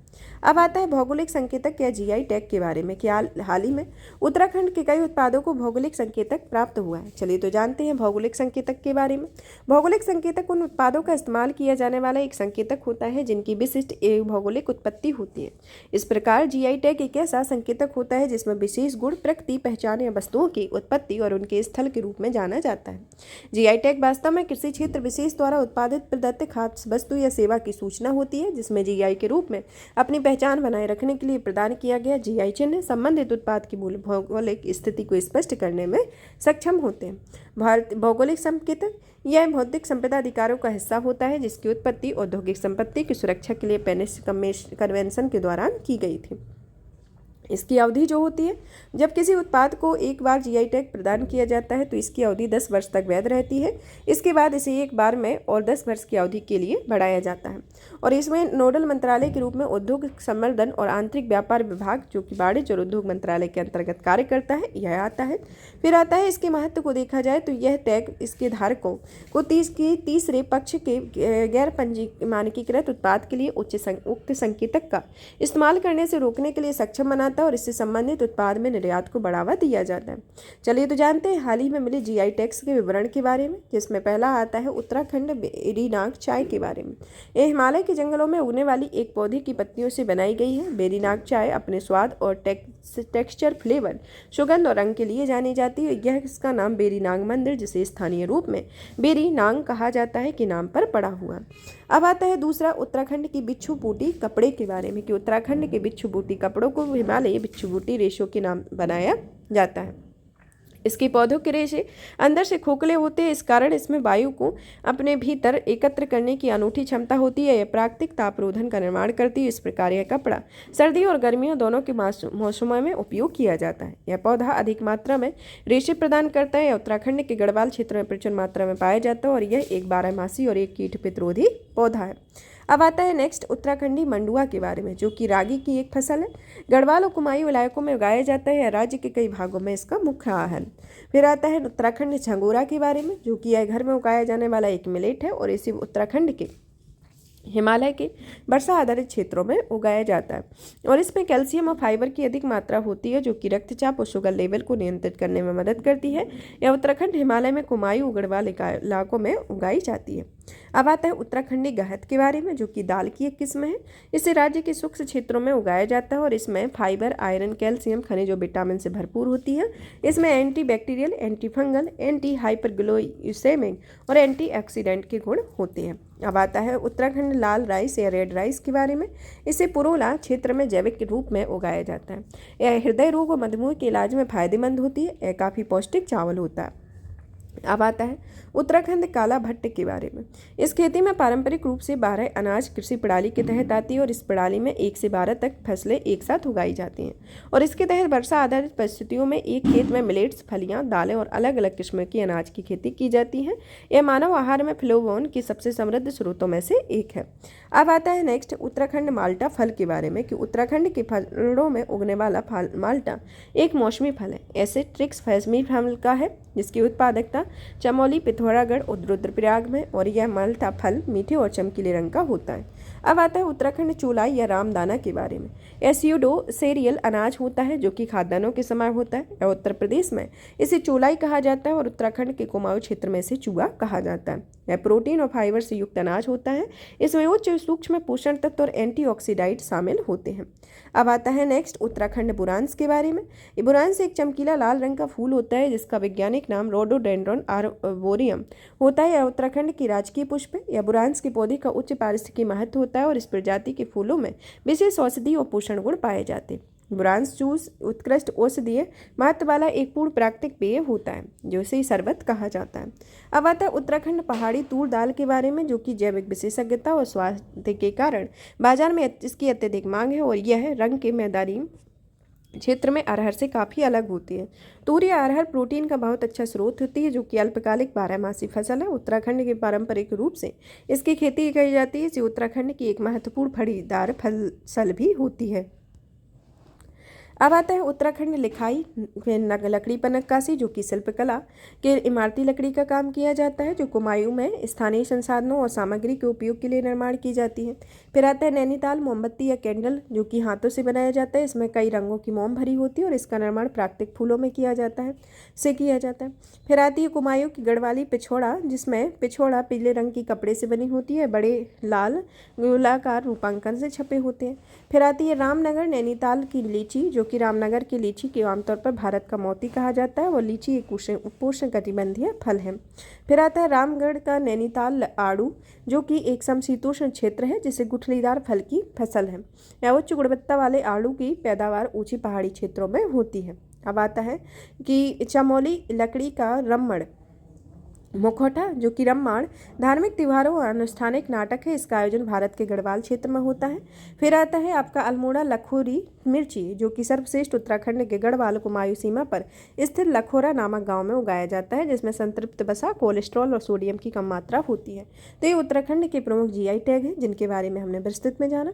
चलिए तो सुर्खियों में रहे प्रमुख न्यूज के बारे में जानते हैं कि दुर्गावती देवी के बारे में। दुर्गावती देवी जो है, जो कि हाल ही में दुर्गावती देवी जयंती मनाई वह दुर्गा भाभी या भारत की अग्नि के नाम से इन्हें लोकप्रिय है।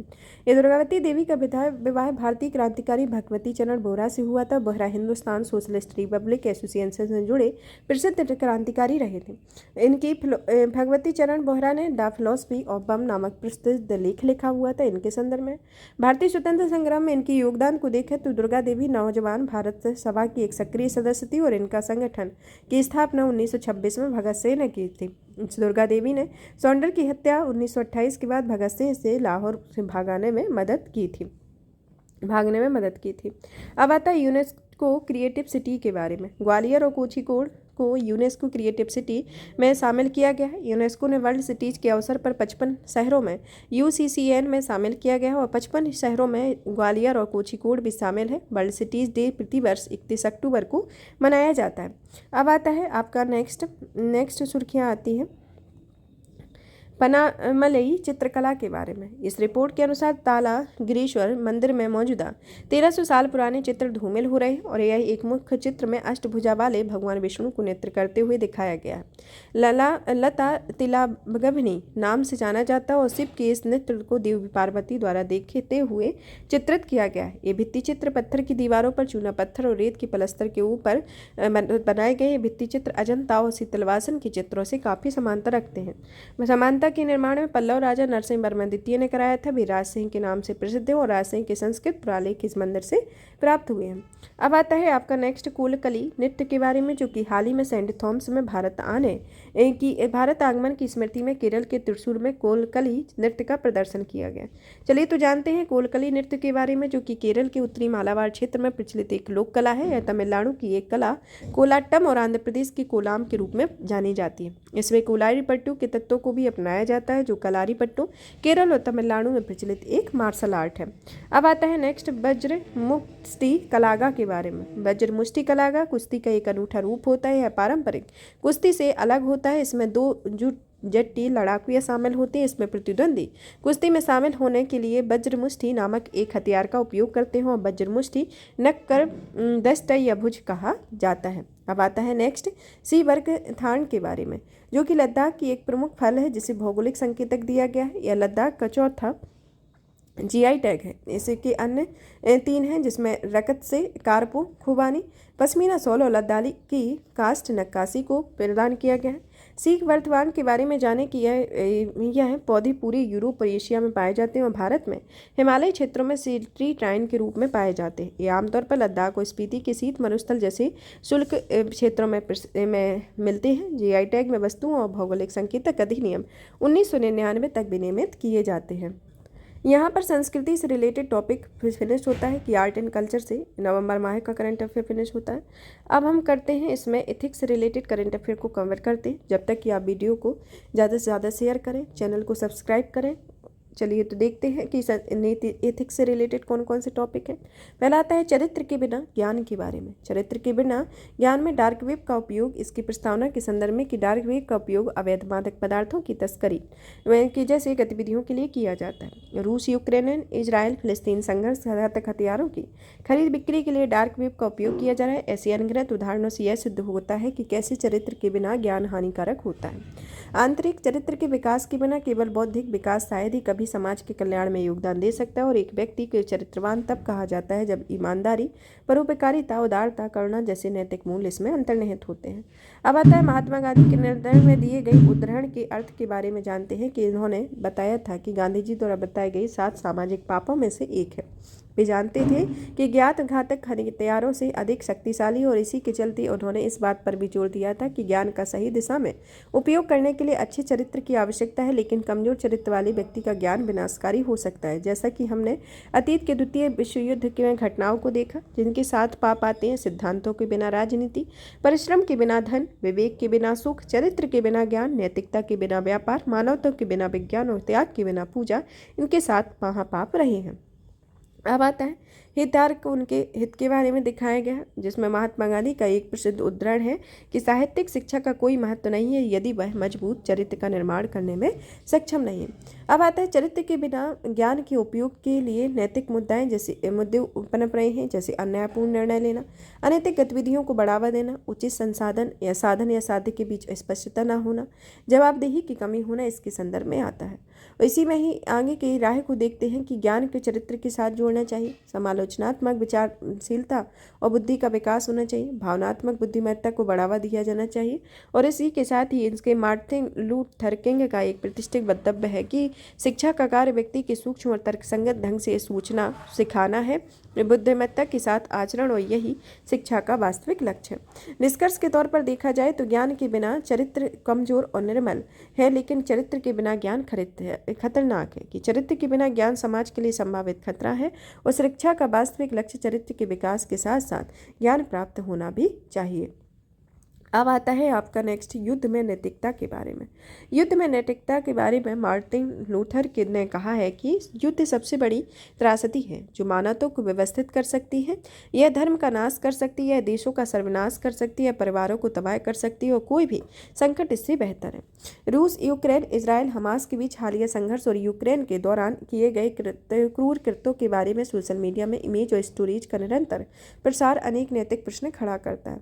युद्ध से उत्पन्न होने वाली नैतिकता से जुड़ी चिंताएं कौन कौन सी हैं? जैसे पहला कि सही पक्ष बनाम गलत पक्ष का द्वंद्व होना, कि युद्ध और हिंसा को समझाने का प्रयास अक्सर इस निर्णय तक सीमित हो जाता है कि एक पक्ष सही है, दूसरा पक्ष गलत। हालांकि स्वयं या दूसरों के द्वारा किए गए ऐसे कृत्यों को उचित ठहराने के लिए तर्क प्रस्तुत करना इसके नैतिक रूप से सही नहीं बनाता है। दंड और प्रतिशोध का होना, इंसानियत का पतन होना, व्यक्तिगत बनाम सामूहिक पहचान इसके संदर्भ में होता है। युद्ध के नवानदंड के अंतर्गत जू एड बेलम, जो कि युद्ध को न्यायोचित ठहराने वाले कारक हैं, जिसमें समुचित प्राधिकारी होना, उचित कारण होना, सही इरादा होना, अंतिम निर्णय होना, आनुपातिकता होना, तार्किक उम्मीद होना, सापेक्ष न्याय होना, खुली घोषणा होना, और इसके युद्ध के शामिल पक्षों के बारे में है भेदभाव होना, आनुपातिकता और आवश्यकता इसके संदर्भ में है।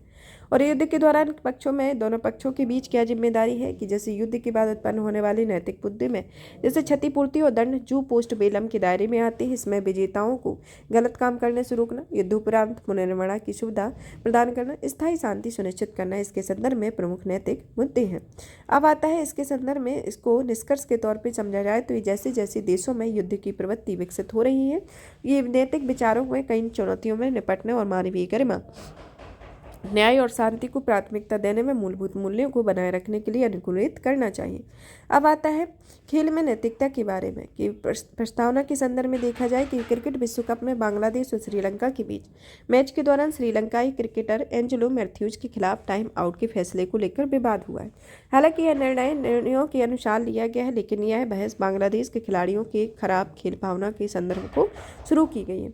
अब आता है विभिन्न हितधारकों में कौन कौन से खेल नैतिकता सुनिश्चित करने के हितधारकों के लिए जिम्मेदार है, जिसमें सरकार, खेल संस्थाएं, संगठन, खिलाड़ी और प्रशंसक शामिल होते हैं।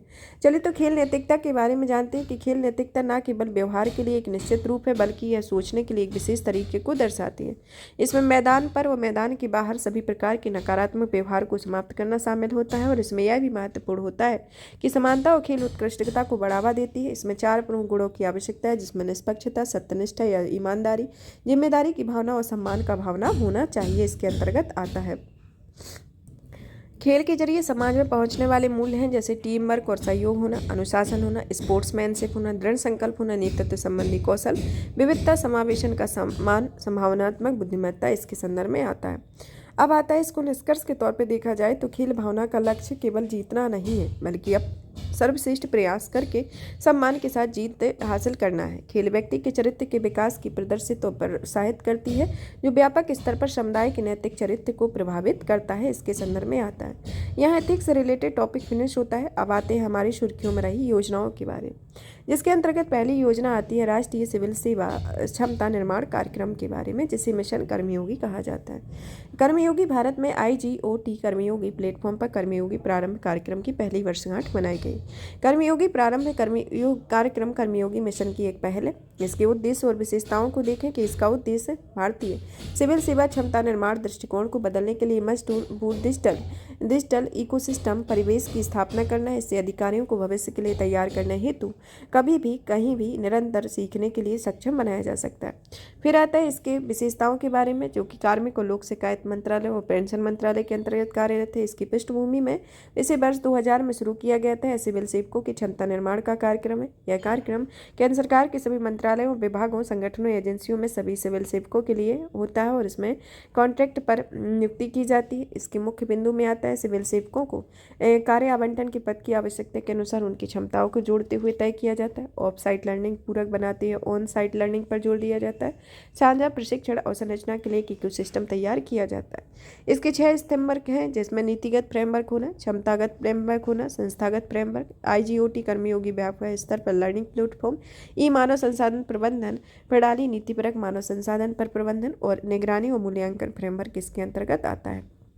इस कार्यक्रम का उद्देश्य रोजगार मेलों से भर्ती किए गए नए सरकारी कर्मचारियों की सरकारी नीतियों से संबंधित सभी आवश्यक जानकारी प्रदान करना है। वो कर्मयोगी प्रारंभ कार्यक्रम 8 पाठ्यक्रमों का एक सेट होता है, जिन्हें रोजगार मेले के भर्ती के लिए सभी कर्मियों के लिए तैयार किया जाता है। अब आता है इसके संदर्भ सुर्खियों में रहे प्रमुख स्थल के बारे में देखते हैं।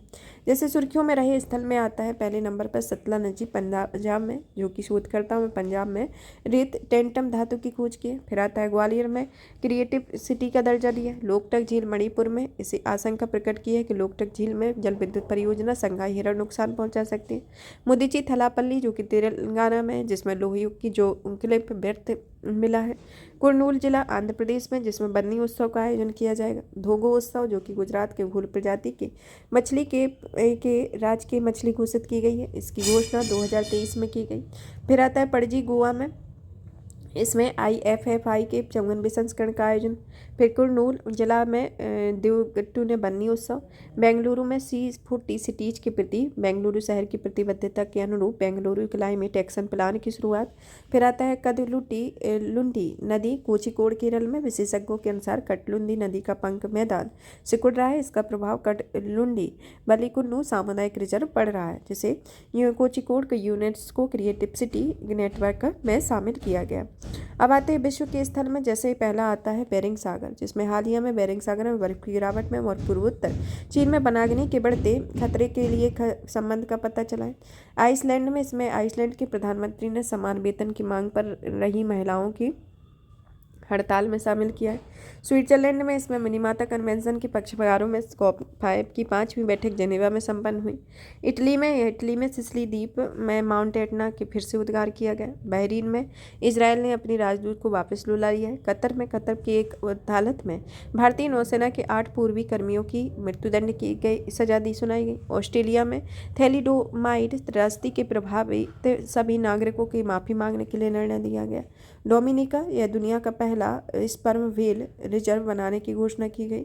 फिर आता है सेनेगल, जिसके अंतर्गत विश्व स्वास्थ्य संगठन की ओर से पहला ग्लोबल ऑन्कोसिस नेटवर्क फॉर एलिमिनेशन की पहली बैठक का आयोजन किया गया।